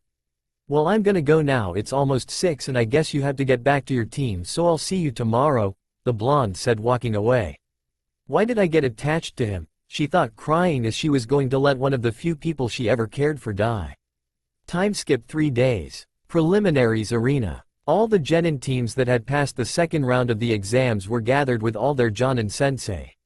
The teams were the Rookie 9, Team Guy, the Sand Team, Kabuto's team, as well as a Mist team. There's 20 people here, so I'm guessing they're having preliminaries cause at most they only have 5 matches a year for the third round, Naruto thought. Kid, this exams is probably gonna be the most fun Chunin exams I've ever seen, the Kyuubi said, grinning like a madman. Is that cause of 2 Jinchuriki? No, it's cause there's 3 inches. Naruto's eyes widened at the fact of hearing 3 Jinchuriki in the same place at the same time. Who and which team? Which team do you think he is on? Naruto soon ran calculations through his head. Seeing that Gaara was the Ichibi, that mean Ichibi was out. Nibs couldn't be possible since the Nibi belonged to Kumo, Cloud, and Hachibi as well. Gobi and Yanbi were out of the question as they were from Iwa, Earth, that left the Sanbi, Rokubi and the Nanabi. Sanbi was owned by the Mizukage Yagura, so it was Rokubi or Nanabi. It's on the Mist team and it's either the Rokubi or the Nanabi. Good deduction skills, kid, it's the Rokubi and it's the boy with golden eyes and brown hair. Naruto immediately searched for said person and saw him. The boy was around 2 to 4 years older than Naruto and he had a tall and thin figure. He didn't show much emotion, but that was expected of shinobi. What abilities might he have? He will probably have water style and he might have this bubble ability, but don't think they are ordinary bubbles as they have capabilities. Thanks Kurama. You can thank me by releasing me, Kurama said with a smirk on his face while Naruto just chuckled. After a while, the Hokage arrived and sat in front of all the teams. Naruto stepped forward to tell the Hokage about the Rokubi. Old man, you know that golden-eyed Mist Genin. Well, he is the Rokubi Jinchuriki, Naruto whispered in the Hokage's ears, making his eyes go wide. What proof do you have? The Hokage whispered back. Kyuubi told me, to which the Hokage nodded. Just keep a watch on him, he is still just a genin. Naruto went back to his team, getting looks from everyone wondering why a genin would be talking to the Hokage. Alright, as you all know, you all are here because you passed the second round of the Chunin exams. However, we did not expect so many of you to pass, so we have to have preliminaries to reduce the amount of matches. The third round was going to be a tournament where you match up against each other and fight, but there's too many of you. The Hokage said. As I thought, Naruto thought, praising himself slightly. Hokage, same, if I cough, may continue, cough, a coughing man said. You may proceed, Sarutobi replied in a stoic voice. Alright, the reason why we must, cough, have a preliminaries is because, cough, there is many important people coming such as daimyos and we must have only, cough, the best of the best. Man, this guy needs to go to a hospital, was the thoughts of many people. So we're going to have preliminaries and I'm the proctor for the third round, Gecko Hayate, so if you see your name on the board flashing behind me, that means it's your turn to fight. If anyone wants to quit now, here's your chance, Hayate said while a panel behind him opened to reveal a board. Kabuto's also raised his hand to leave, saying that he has no chakra left after the second round. The board soon started flashing through the names of many participants and it stopped on 2 names. Shino Aburame vs Genruik. All participants whose names aren't, cough, on the board please leave. The proctor said. Soon the arena had only the mist genin and Shino. Hajime. Hayate shouted and both fighters got into their stances. Genruik soon started with hand seals, water style, water bullet, he exclaimed as he shot multiple bullets of water that Shino had to dodge. Genruik soon jumped to where Shino was and started to engage in a taijutsu battle that was favorable for him. It was going well for Genruik until his chakra started depleting and he was slowing down. He jumped back and looked at his legs and saw a swarm of bugs eating at his chakra on his legs. Then he looked back up to see Shino's fist cocked back ready to swing. Shino hit Genruik straight on the face and sent him sailing, and once he hit the wall he fell unconscious. Winner, Shino Aburame. On the stands, Naruto was moving towards 6 and was hoping this guy wasn't a psychopath like Gaara. Hey 6, Naruto said, extending his hand. 9. The mist genin returned and shook Naruto's hand. I'm Naruto Uzumaki and you are? I'm Utakata and I'm 16 inches, the boy now known as Utakata said. Well, it's nice to meet you, and do you know the hate? The blonde said with a sad tone to his voice. It took Utakata a while to understand what Naruto meant, but once he did he said, yes. Well, I hope I can be your first friend. Naruto said with a big grin and extending his hand again to help a fellow Jinchuriki. I would like that, Naruto said, smiling happily at the possibility of finally having a friend, and quickly shook the blonde's hand. By the way, the redhead on the sand team is number 1, which made Utakata wide-eyed. The next match was soon starting as the medics took Genruik away and the board flashed more names. Naruto Uzumaki vs Sasuke Uchiha. Their reactions varied from person to person. Sasuke smirked at finally being able to fight Naruto again. Kakashi sighed, hoping this didn't happen, while Naruto just hoped it didn't make their relationship worse. The two rivals soon got to the arena. Naruto, it seems I finally get the spar I've been asking for. The Uchiha said, grinning like a madman. All he got for a reply was Naruto sighing. Let's get this over with. Naruto and Sasuke were in their stances. 3 minutes ago Hayate had started the match, but both of them hadn't moved an inch. Naruto was just waiting, having already formed a plan for everything Sasuke could do at that point, so he was just waiting. Sasuke on the other hand was slightly annoyed seeing no weak points in Naruto's guard. He had wanted to win without using the Sharingan, but he realized he was going to need it to win. The stands were mostly quiet, all just expecting Sasuke to win, but a few did expect Naruto to win. The stands. Naruto is unlucky having to fight the Uchiha. I feel bad for him, Kurenai said to the other Jonin sensei, who could only chuckle. Kurenai, don't judge a book by its cover. I am wondering how Naruto will beat Sasuke. Kakashi stated with an eye smile which made the Genjutsu mistress wide-eye. I agree on you with that. He is most likely the strongest in these exams, the Sarutobi said. I don't believe you, but I guess seeing is believing, Kurenai said, turning her gaze to the two shinobi on the arena. Dobi, why don't you make a move? Sasuke said, trying to taunt Naruto. Which just made Naruto sigh. Does he think I am an idiot? Naruto asked his tenant. Please beat this Uchiha. I hate them. They are the worst of the worst, Kurama said with the most evil glare Naruto ever saw him give, which sent a shiver up his spine. Yay, sure. I'll use that dance, the blonde said, which made Kurama grin evilly. Dance of the teleporter. Naruto exclaimed, disappearing from where he was and then reappeared. Naruto didn't seem different, but Sasuke had multiple bruises on him. What did he do? I felt so many punches hit me, but I didn't even see him. Sasuke thought, shocked. Naruto proceeded to disappear and reappear, giving Sasuke even more bruises, and this continued, slowly damaging the Uchiha. The stands. What is he doing? Kurenai asked, wide-eyed at how easily the blonde was putting down the Uchiha. Naruto is cheating, Sakura and Ino said in unison. I am sorry to say, but Naruto is not even cheating. He is only using one of these techniques, Asuma said, smirking at how strong the blonde was. He is using a technique that a person used a while ago that made him known as Shisui the Teleporter. The statement made all people who knew that name wide-eyed at how the dead last recreate one of the most strongest techniques the Leaf ever had. You're telling me he is using the same technique Shisui Uchiha the legend did? The pinkette asked with utter disbelief in his voice. Yes, but albeit on a more lower level, but in a while it will be better, Shikamaru said, now joining the conversation. He is probably the strongest person in our generation now, By the way, what you're seeing is only one of his new techniques. The Nara said, smirking at the looks they were giving him of utter shock, disbelief and denial. The fight. What are you doing, Dobi? Sasuke exclaimed, furious at the fact he hadn't landed a single punch on the blonde, but he on the other hand was close to losing. Nothing special. I just read a book on a few great people that had cool techniques, and I saw this guy called Shisui Uchiha and I just saw his technique and more or less copied it, the genin said, infuriating Sasuke. How did he learn Shisui Ni-san's technique? No one in our clan could do that, and the Dobi of all people is doing it. The Uchiha said, his anger boiling. Fire style. Phoenix flower jutsu. Sasuke said, shooting multiple balls of fire at Naruto, who started making his own hand signs. Fire style. Blue bomb barrage, the blonde said, shooting his own blue balls of fire at Sasuke. The balls of fire were fighting for dominance, but the blue fireballs easily beat Sasuke's fireballs and a few of them hit Sasuke and he soon fell to the ground.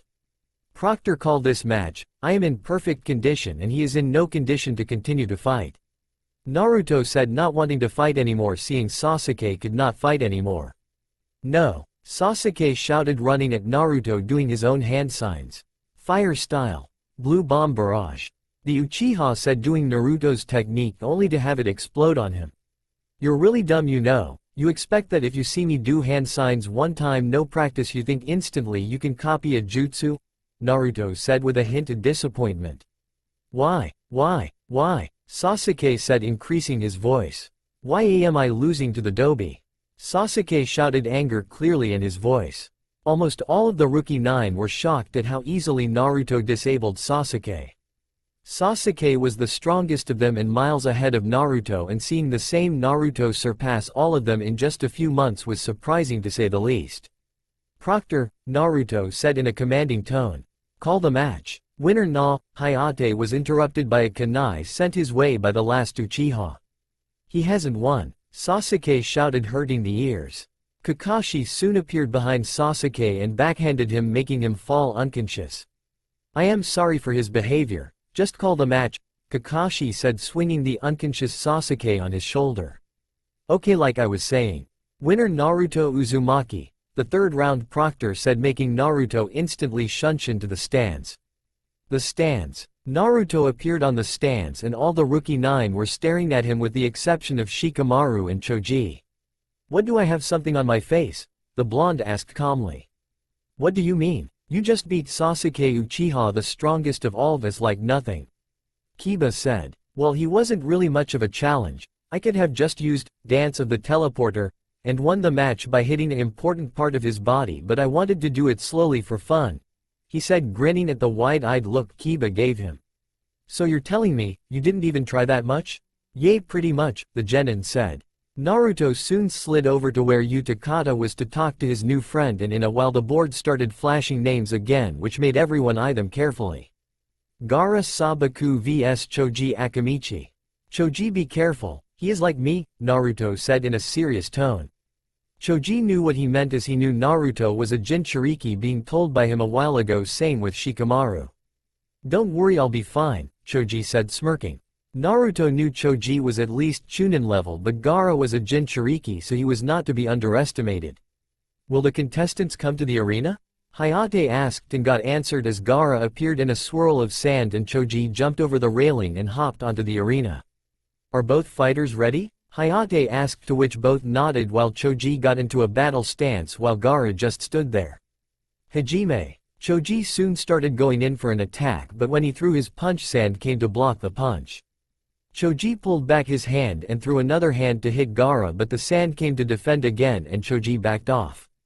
It seems he has a jutsu where sand can block any attack I send, but each defense has its limits, the Akamichi heir thought, smirking. Partial expansion. Arm, Choji said, making his entire right hand expand to a large size. Choji smashed his arm into Gaara. The sand tried to block Choji's attack, but it was just too strong and it demolished the sand, pummeling Gaara. This gave looks of shock to the Sand siblings as well as their sensei, having never seen anyone who broke Gaara's sand shield. Gaara at the moment was using all of his force to support his sand shield by putting more chakra into it, trying to block Choji's arm, but it was useless as it soon pummeled Gaara right in the face, but Gaara luckily had his sand armor. "How do you like that?" Choji shouted, happy he landed a hit. "What is wrong with this guy? I know Jinchuriki live bad lives, but man," the Akamichi thought. "If I didn't train I definitely would not have even been able to hit him then." Choji soon withdrew his large hand back into normal size. "That jutsu took quite a chunk of my chakra." When Choji withdrew his hand, he saw Gaara on the ground, skin shedding into sand, which made Choji's eyes wide. "You're strong, Akamichi. No one in a while has forced me to use my sand armor. Killing you will prove my existence," Gaara said like a madman, and his sand started moving around trying to grab Choji, who had to take evasive maneuvers to dodge the immense attack from the sand. "You're insanely strong. I don't think I can beat you, but to prove that I am a strong clan heir for the Akamichi clan I shall beat you," Choji said, now charging at Gaara. Partial expansion. Leg. Choji's leg soon grew to the size of a giant. Choji brought it down in an axe kick motion, smashing Gaara's sand shield again. However, Gaara dodged the kick when it burst his shield, but Choji was pursuing his attack with a giant punch, hitting Gaara straight on, breaking his sand armor but not enough to damage him yet. "Damn, what do I need to do to break that shield? I am almost out of chakra. I'll put this into a final attack," Choji thought, reaching into his pouch and finding a casing holding 3 pills, being a green, yellow and red pill. Choji soon took the green pill out of its casing and eating it.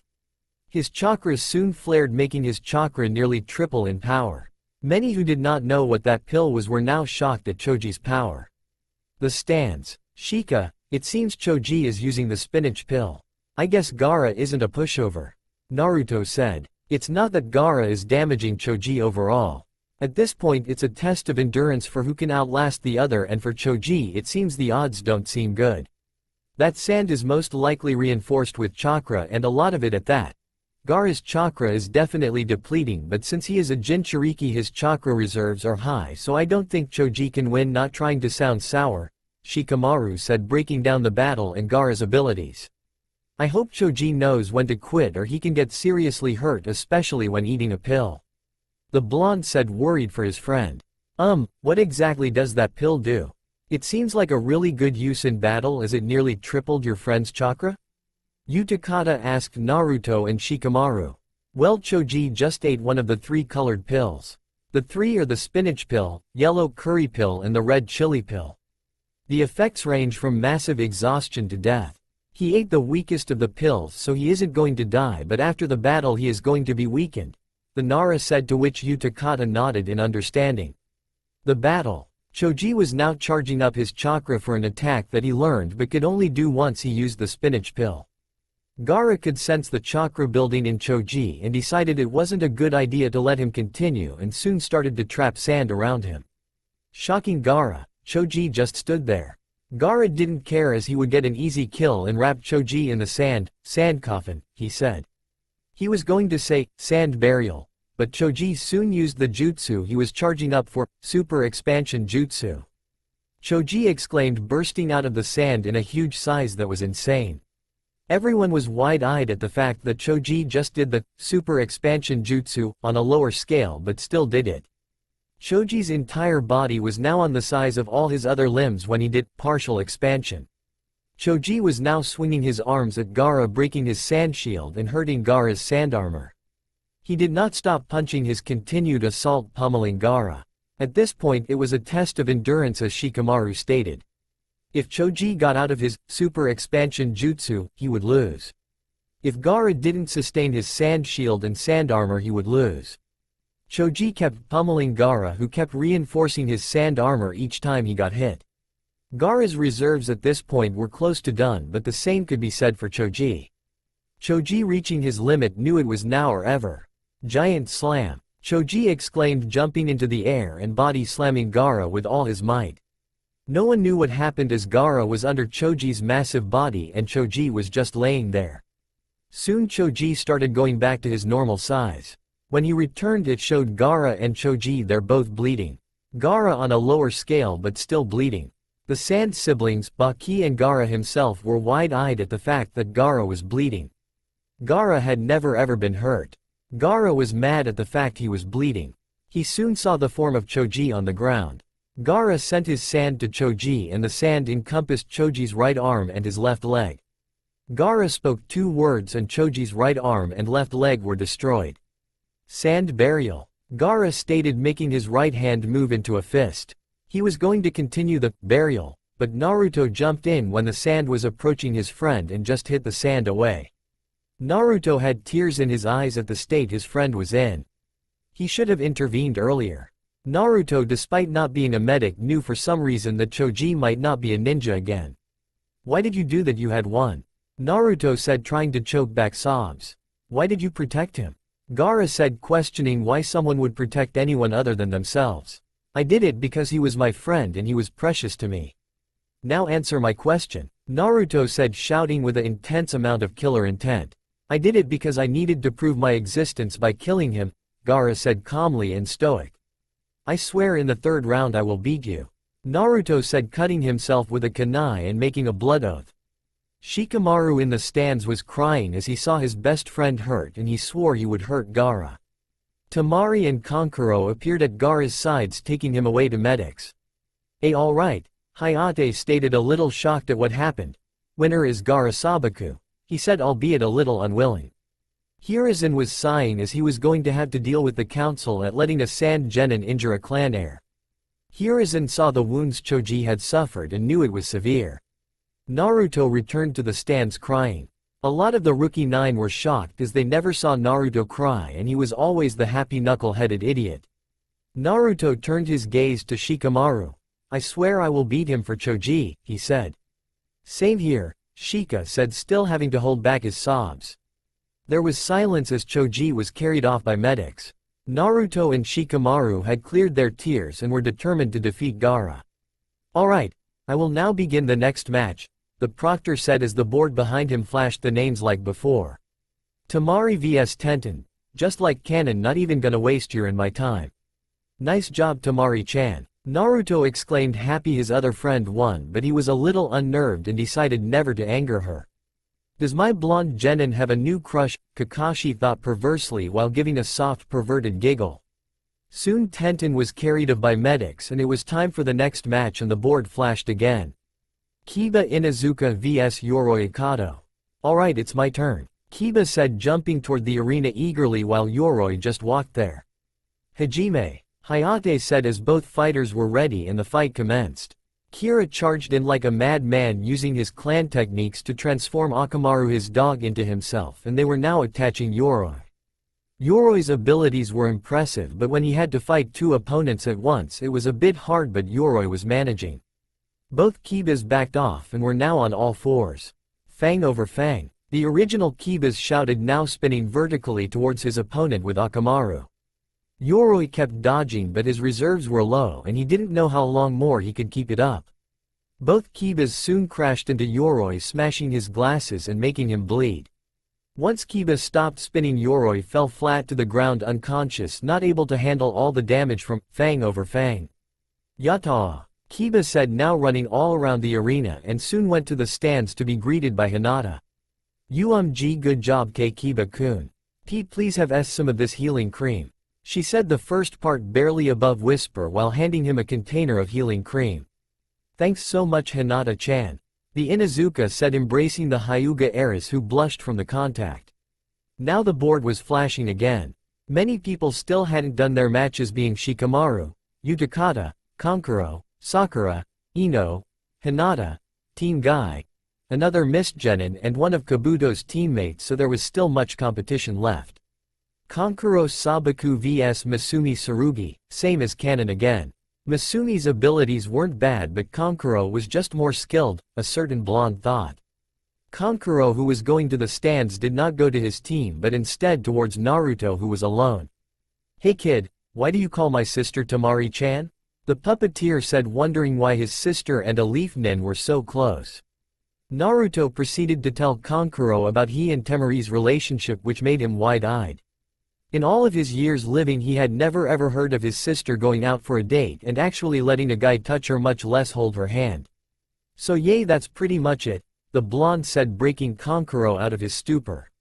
Kid, teach me. Teach you what? How to handle my sister. In all my years of being with my sister, I think she is the most comfortable around you if your story is true. Oh well, I don't really know. I just be myself and yay, but I hope she someday opens up to you. He said with a big grin on his face. Almost on cue as the conversation ended, the board started flashing. Hinata Hyuga vs Neji Hyuga.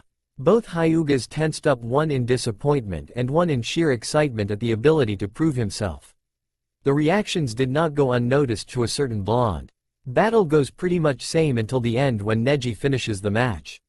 Neji, you're from the branch family, right? Naruto asked, to which he got a hesitant nod. Well, if I can say anything, it's that Hinata is definitely not a ordinary main family member. Hinata is one, if not the most nicest and kind-hearted person I've ever met, and for you to hurt her because of her family's actions is not fair, and it makes you the villain. He said with a frown on his face. And what do you know of being branded with a curse?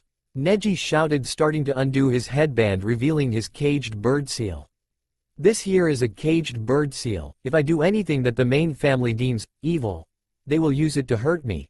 It's a seal saying I will never have freedom as long as I have this. The Hyuga prodigy said, anger in his eyes.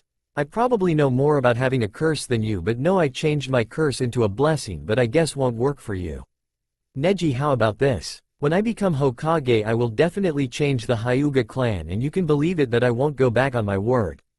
The blonde said in a serious tone, which made a lot of people just sigh, knowing that old habits never die. Neji simply walked away, not wanting to deal with this anymore, heading to the infirmary. The board soon chose names of the remaining participants. Utakata vs Rock Lee. Yosh, it is my turn now. I knew I would not get last, and now I can fan my flames of youth. Lee said, jumping to the arena. Is everyone in Konoha freaks? Utakata asked his blonde friend. I don't know, I just don't know. Utakata appeared in the arena using a water shunshin. Yosh, my friend, I hope we will have time to enhance our flames of youth, and I thank you for having this match with me. The spandex-wearing genin said, getting into his Goken, strong fist, stance. I thank you too, mister. Utakata left it hanging, obviously asking for a name. Rock Lee and your R? Lee asked to know his opponent. Utakata, and let's get this match started. Soon both got in their stances, waiting for the Hajime, the proctor said, and when it did, Utakata just distanced himself while Lee rushed in. Lee was fast, too fast for a genin, and he came full speed at Utakata until he stopped seeing bubbles in the air. He didn't know why they were there, so he touched one and it popped into an explosion. Exploding bubbles, Utakata said, making more bubbles. Minefield. Lee, now standing up from the earlier explosion, saw the amount of bubbles on the field were close to 50, and Utakata was the back end of them and was still creating more. I'll have to close in on my enemy to land a hit, and I'm going to have to stick low as the bubbles are in the middle of the air. Lee processed his plan and soon went in low. He managed to get past multiple bubbles until suddenly a bubble moved down and hit him right in the back. Sorry, I forgot to mention I can move my bubbles, the bubble user said, smirking. In theory, Utakata could move all the bubbles onto Lee, but that requires a lot more chakra and it takes a lot of control, so only certain bubbles could move. Lee stood back up, put his arm under a bubble. Lee needed to get more information on his opponent's ability, and if the bubble moved, that meant he could move all bubbles, most likely one at a time. However, it didn't move, meaning there's a different type of bubble. Seems like you figured it out, but I'm not gonna let you do anything. Utakata said, now blowing bubble towards Lee, forcing him to dodge. Guy, now seeing the pinch his student was in, was going to allow him to take of his weights. Lee. Guy said, making Lee jump far away to dodge the bubbles. Yes? The smaller spandex wearer asked. Take them off, he said, making Lee grin, hopping to one of the statues and now revealing he had weights on and dropping them, and the weights making two large craters, making Utakata wide-eyed. Lee got back down to the arena and started stretching. Man, this is great. I feel like a feather now. Lee said, stopping his stretching. Lee soon dived in through the bubbles immensely faster than last time, dodging all the moving bubbles, and came in swinging his arm at Utakata, and it landed only for Utakata to disperse in bubbles. Bubble clone, Utakata said, panting as a bubble clone takes up a bunch of his chakra. This fight is definitely fanning my flames of youth, and you are truly strong, the taijutsu specialist said, now going back in for his onslaught of attacks. Utakata was doing his best to dodge, as he knew in a taijutsu battle he would lose 100%, no doubt. Lee got in close this time and Utakata wasn't prepared and suffered a blow to the chin sending him upwards. Lee closed the distance and kept slamming Utakata with punches, then axe kicked him to the ground. The stance. Guy, this boy is amazing, I wonder what ninjutsu he has. Kurenai asked with wide eyes. He doesn't have the ability to use ninjutsu or genjutsu because his coils are too small, so he focused on taijutsu and he became a master, Guy said calmly, but made all the other Jonin sensei pity their students as they had another Guy in their generation. Naruto, who will win? I think it's Lee. Shikamaru asked his blonde friend. Utakata, he said, eyes never leaving the fight. Any reason? The Nara asked, to which he got no response. Arena. Lee was now panting with multiple bruises from the exploding bubbles. Utakata was in a slightly better shape than him, but more or less the same. At the rate they were going, it was going to be a tie. Most of the bubbles on the field were gone as Utakata could only hold a bubble for 5 minutes max. Lee soon went in again, but this time Utakata went at him head-on, blocking Lee's strikes but getting hit himself, then quickly hit Lee in the heart and jumped away. Lee tried to jump after, but he couldn't move, he felt slippery and wet. He looked at his hands and saw they were encased in bubble. Bubble encasing, Utakata said while keeping his hands in the boar hand sign. This jutsu is going to slowly drain your chakra and I doubt a genin can break it. I'm sorry to beat you in a way, but you're very strong. The mist genin said, disappointed in himself for using this jutsu. I guess I have to use my trump card. Lee thought. Kaimon, gate of opening. Lee said and continued. Kumon, gate of healing. He again continued. Simon, gate of life. His skin becoming red. Shoman, gate of pain. Lee shouted, panting slightly. And finally Toman, gate of limit. Now chakra flowing out of him and evaporating the bubble that was around him and all other bubbles on the field just with his chakra. I'm going to have to use heat resistance bubbles now, Utakata said, annoyed as his reserves were at about a quarter left. The stands. Guy, you taught him the 8 gates. Kakashi said, disappointed in Guy. No, I don't regret it as it was my decision and I deem him worthy to use it. In a louder voice than Kakashi, making everyone return to the fight. The arena. You're the first person to push me this far in a long time and it's so much fun. Utakata shouted in happiness. Yash, lets us continue our fight. Lee said, hitting Utakata, but his punch seemed to slip off and Utakata went in and punched Lee straight in the face. That was my bubble armor, it takes up almost all my chakra, but I need it to survive against you. Utakata said, giving Lee the answer to his power.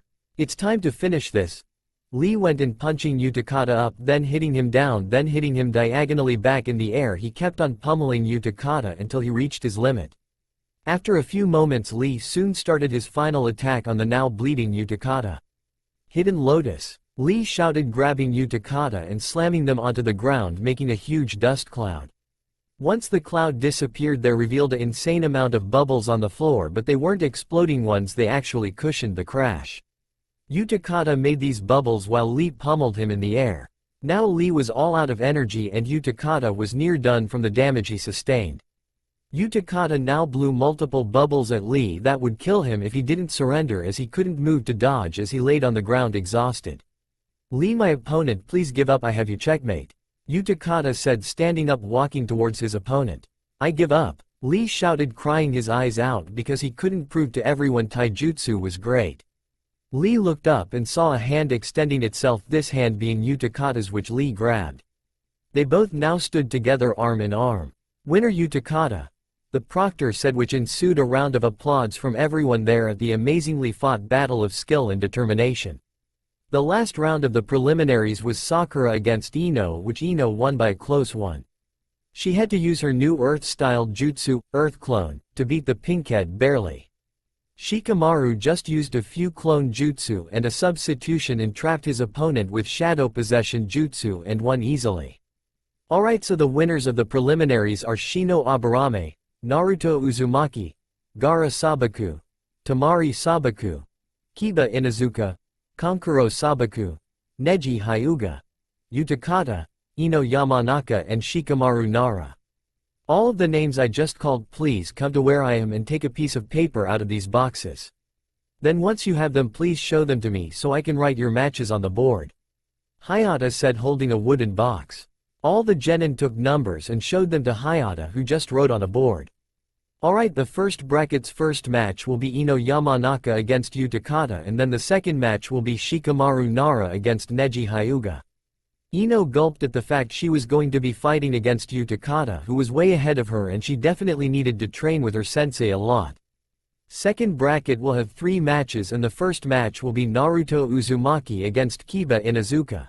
Second will be Gaara Sabaku against Kankuro Sabaku, and the last match will be Tamari Sabaku and Shino Aburame. Naruto was sad as he was going to face Kiba first, as he wanted to crush Gaara for hurting his friend. So the final rounds in a month will have these matchups. You might see it's unfair as everyone has seen my abilities, or some people didn't show all their abilities. Well, many things in life are unfair, and what you should do is train to get new skills. You all may leave now and get adequate rest and come back for the final rounds in a month. The proctor said, making many walk away. Somewhere in the tower, Tamari-chan, came a shout from a blonde leaf genin who was running at her. "Hi Naruto-kun," she said at the now panting boy. "Do you want to go out? I know it's just after the matches, but we didn't really have any serious matches, so if you want to go I am fine," he said with a grin, obviously trying to hide his misery. "Naruto, follow me," she said, walking towards her room she used for the waiting period. He followed her, not wanting to upset her, as he found himself in her room while she was sitting on the bed patting a spot, signaling for him to sit next to her. She soon grabbed his head and put it to her lap. He quickly removed his head. I don't know what you're doing, you." He was cut off as the same pair of hands put him back to her lap. "Just let all your emotions out. I know how it feels like for one of your close people to get hurt. I do hope you don't hate Gaara, as he does have a story like everyone, but right now the only comfort I can give you is this, and it is the only way I can think of letting you be free," she said.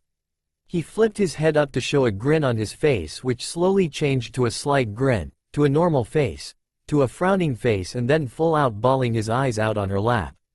All she could do was pat his back and let him let it all out. She knew how it felt like when someone close to you was hurt and you couldn't do anything, much like how she was with Gaara. She tried many times to get close to her brother, but her father would always make her distance herself from her little brother. 10 minutes passed, they were still in the same position, same situation, and Naruto was still crying his eyes out, but now fully accepting the comfort her lap was giving. Naruto wanted to stop crying, but he had heard about Choji from a doctor and heard he wasn't going to be a ninja anymore, and knew it would crush the Akamichi heir, as his goal in life was to protect those he loved and become a great Akamichi clan head and show the world his clan was great. An hour passed, the crying turned into soft sobs, and soon he flat out passed out. She hated seeing him like this. Why, she didn't know, as when she heard he was hurt in the forest of death, she instantly felt a piece of her heart was gone. Now she just felt useless. She soon lay him down on the bed, letting him rest, and she just sat next to where he lay unconscious, watching his sleeping form like a hawk. 2 hours passed. Naruto's eyes fluttered open, but he didn't know where he was. He started to piece things together until he felt a grunt to his right. He turned his head and saw a mop of blonde hair similar to his, and when he realized whose hair it was, he instantly jumped out of the bed. The hair was Temari's, and he was sleeping in a bed with her.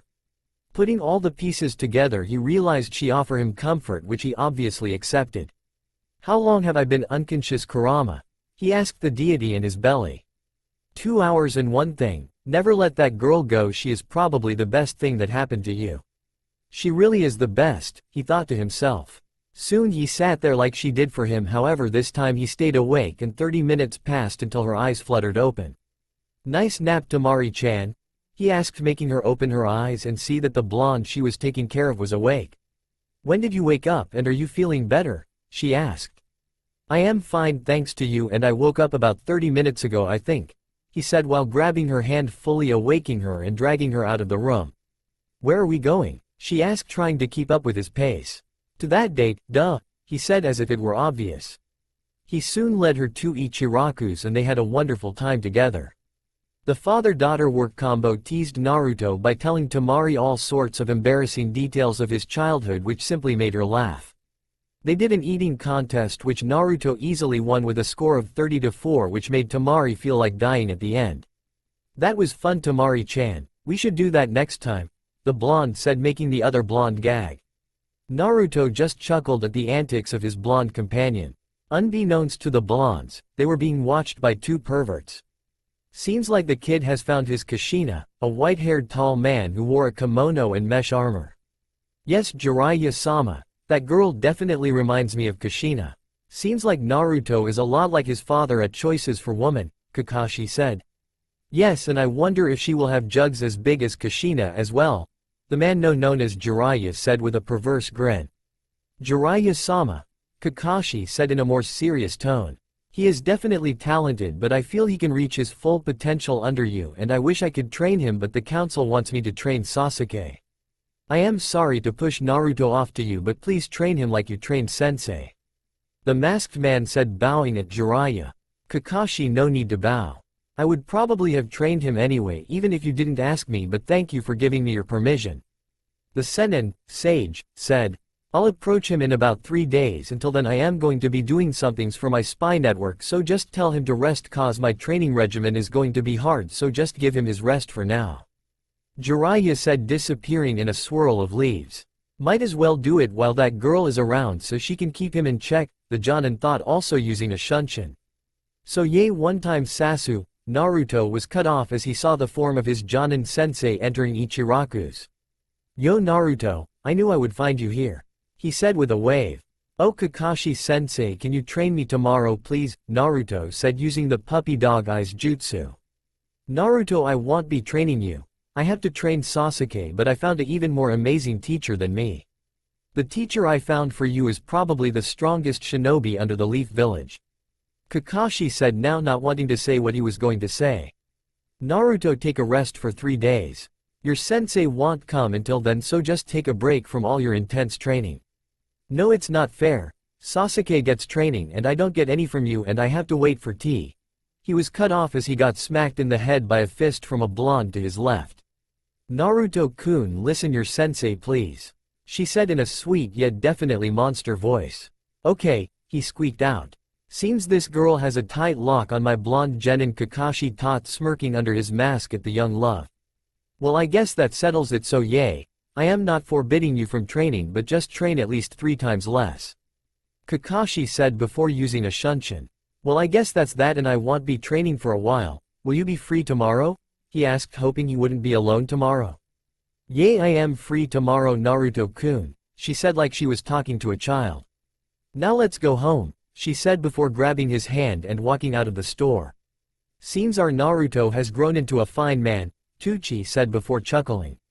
Yes, he has. That girl is perfect for him even if she is older than him. Ayame thought, reminiscing the first crush she had and still had. Somewhere in Konoha, Naruto and Temari were walking hand in hand in a comfortable silence as friends. Many people sent glares to them, but Temari already got over it but still didn't know why they did it. Temari-chan, Naruto said, breaking the silence. Thank you for what you did earlier.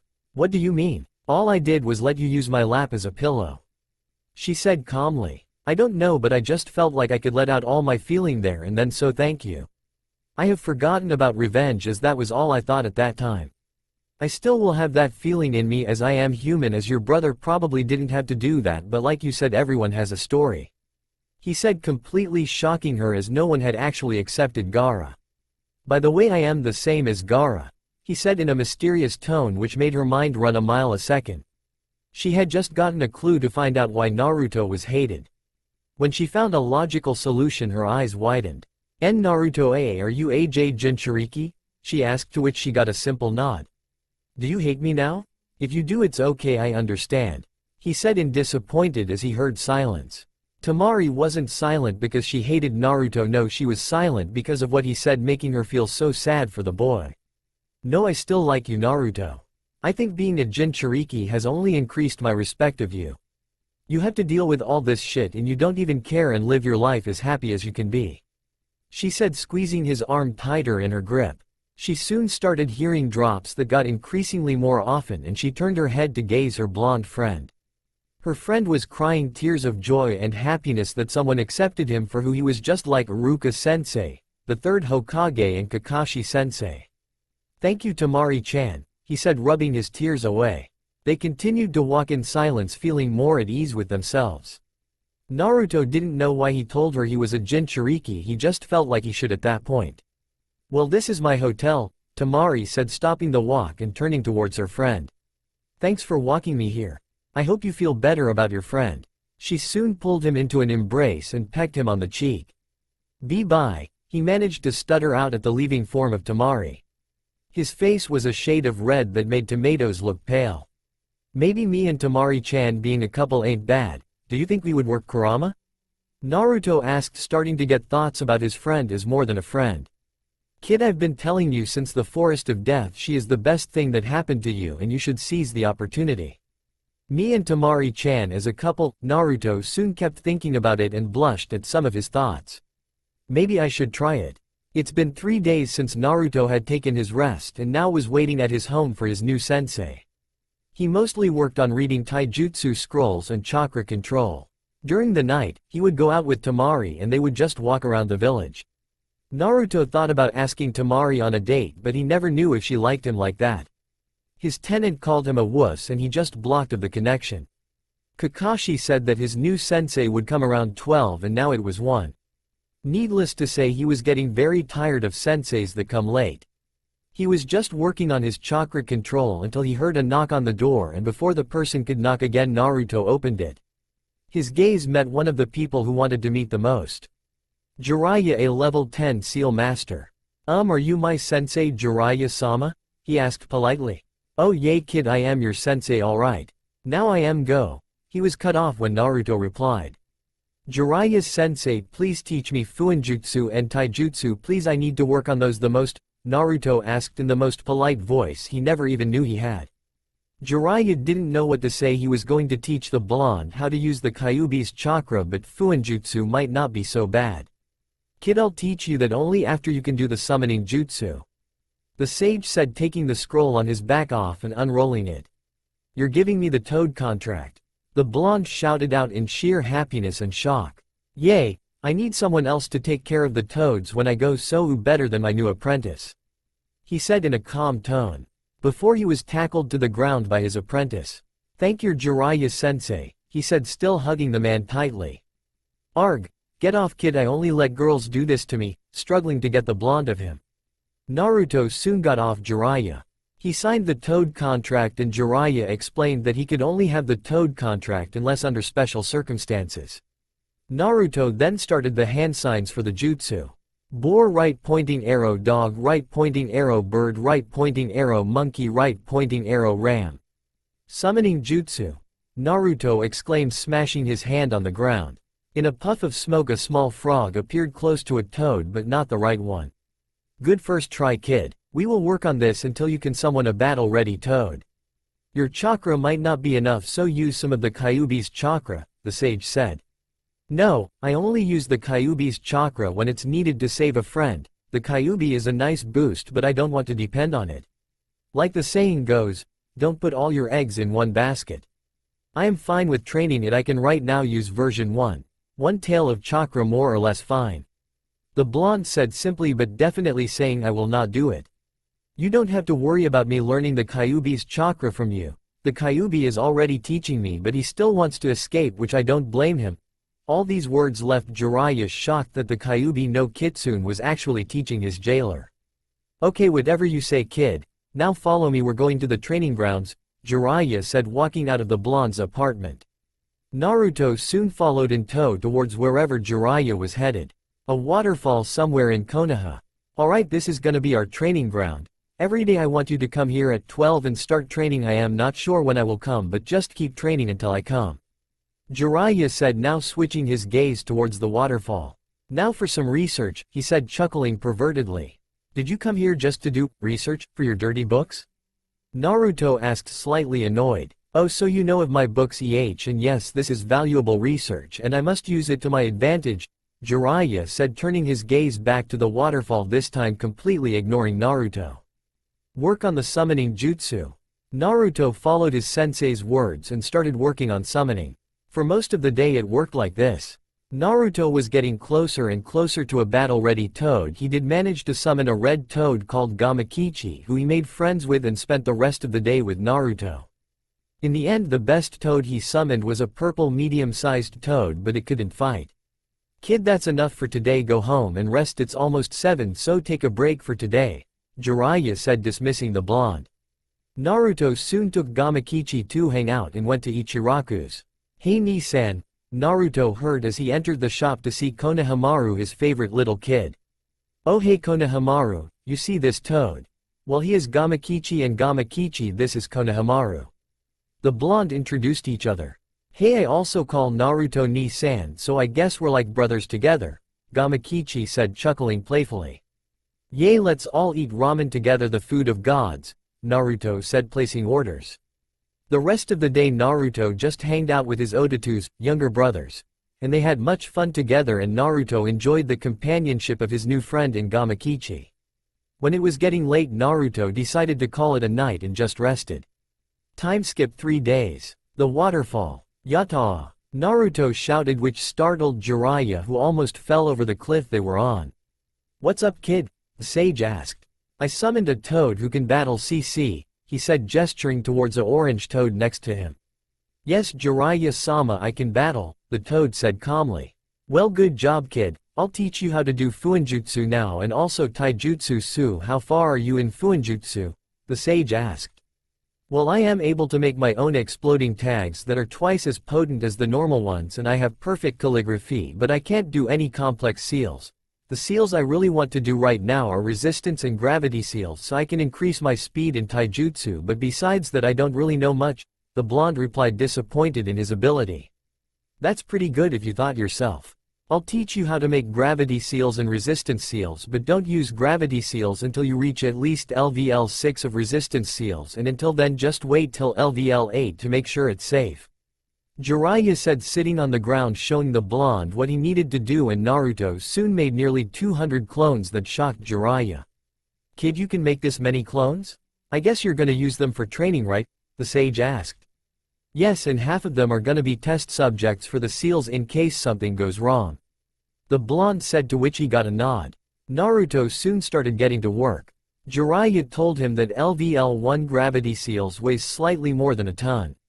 Resistance seals LVL-1 weigh around 10 kilos, so I should start with LVL-3 resistance seals once I can make them. By the end of the day he could make LVL-1 resistance seals but not gravity seals, and he would work until he could make LVL-10 resistance seals and LVL-2 gravity seals. Then he would just work on Taijutsu, as that's what he needed the most. Time skip a week. Somewhere in Konoha. Ero Sennin, where are we going? A blonde asked. Stop calling me that, and we are going to finish your wind style training. The sage replied. You can't mean? The blonde asked, shocked at what Jiraiya was suggesting. Yes, I have someone who can make a waterfall for you with a place to do the exercise. His name is Tenzo, and he is a wood-style user, and he has the ability to use it because he was an experiment of Orochimaru's. The blonde nodded, not needing to ask any questions, as he was going to finish his wind-style training. By the way, how's your Fuinjutsu seals going?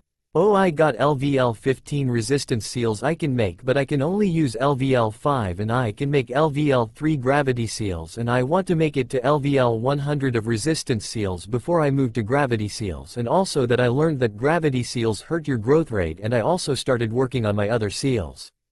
Jiraiya nodded, proud that his apprentice was moving fast, but he would never admit that. Oh, I also summoned Gamabunta, Naruto said with a smirk at how his sensei tensed up. Let's just go to the training grounds, Naruto just chuckled at his sensei's antics. Training ground number 25. Hey Tenzo, so did you do it? The sage asked the panting Anbu. Yes, Jiraiya-sama, he managed to spit out in between pants. Alright Naruto, go train your wind style. I know you're done with fire style, so just do wind style, and I know you want to finish early, so just do this for 2 hours, then you're done. Thank you, Jiraiya-sensei. Konoha's hotel district. Naruto was walking through the hotel district, not receiving as many glares since many foreigners were in town for the Chunin exams. He was walking this path to meet his favorite foreigner Temari, and he was going to hang out with her brother Kankuro as well. Hey Naruto-kun, he heard and turned his gaze towards the form of Temari waving at him, and he dashed towards it. Hi Temari-chan, you too Kankuro. Hi, just so you know I didn't want to come. The puppeteer said. So you guys got a place you want to go? The blonde asked, to which Temari nodded and started to lead the way. She also grabbed his hand. Geez, what is so special about that kid? Why does Tamari like him? Kankuro thought, not understanding why she liked him. They soon reached a diner that sold many different kinds of dishes. Obviously Naruto tried to order ramen, but he got a punch to his head for that and he had to order sushi. The two sat on one side of the table while Kankuro sat on the other side. So how have you guys been training? The blonde asked, trying to make some small chat. I don't think we're gonna tell you our abilities, Kankuro said, chuckling. Tamari, can you follow me to do something? The sand genin asked, trying to get his sister away from the blonde. What, Kankuro? She said in a slightly annoyed voice. Why are you getting so close to him? He asked, slightly concerned for their plans. Don't worry, I won't do anything that will change our plans, she said calmly, but inside getting torn up. I am worried for you. You act a lot more different around him. Kankuro said, but his sister didn't respond. Tamari, I know I don't have the right to pry in your life, but if this affects our invasion then I will have to tell father. The blonde's face immediately turned to anger at her brother. Don't speak of him in front of me, she exclaimed just below the point that Naruto wouldn't hear them. Just trust me, I won't do anything to disrupt the plans, I just want to spend time with him before it ends, she said, holding back the tears stinging her eyes. Now let's go back please, Kankuro obliged to her request, not wanting to hurt her anymore. So what did you guys talk about? The blonde asked when they arrived to the table. Oh, we just talked about your friend, the chubby one, and she told me you're okay with it, Kankuro replied. Yay, at first I was really mad, but I eventually realized there's a story to every person. Soon the three of them just ate in a comfortable silence, and when they were done Naruto just left and bid his farewell. Kankuro and Tamari just went straight to their hotel in silence, and Tamari just went straight to her room. Kankuro listened into her room and her sobs, and he felt his heart break. Kankuro entered his own room, not wanting to disturb his sister. Kankuro, where were you? Tell me or I will kill you, Gaara said in a stoic voice. I went to eat nothing big, he said, sweating nervously. Gaara didn't respond, so he just went to the bed, still sweating but calmed down after a while. Naruto's home. Naruto was waiting at his home preparing to sleep. Before he did sleep, he went to his mind and wanted to train with Kurama to get 2 tails of version 1 cloak ready to use. Hey Naruto. Kurama, help me please. I got 1 tail down but I need 2 tails now, the blonde asked in a pleading tone. Sure thing kid, now just try to pull 2 tails of my chakra. Naruto did as told and he got 2 tails behind him. I see, can't control it, I am gonna go out of control, he spit it out. Just keep maintaining it for as long as possible. Naruto could only hold on for 2 minutes until it went away and he dropped to the ground exhausted. Why can't I control the chakra even with your blessing? 1. You have evil thoughts even if you don't realize it. 2. I don't give you full blessing, I just let you use my chakra. If I really let you, you would have tailed beast mode and could transform into me. Why does everything have to be so hard? The blonde said to his tenant while jumping back up. Just keep doing it until for 2 hours, then just rest up. The blonde did what he was told and he did keep increasing the time he could hold it, and he was going for a solid 10 minutes before he started fighting shadow clones using it. I wonder if this kid will be the one who does it. I wish father was alive. If he was alive, no wars would happen, the Kyuubi thought as he watched his jailer train. That's all for now. If you enjoy, then please like, share and do comments.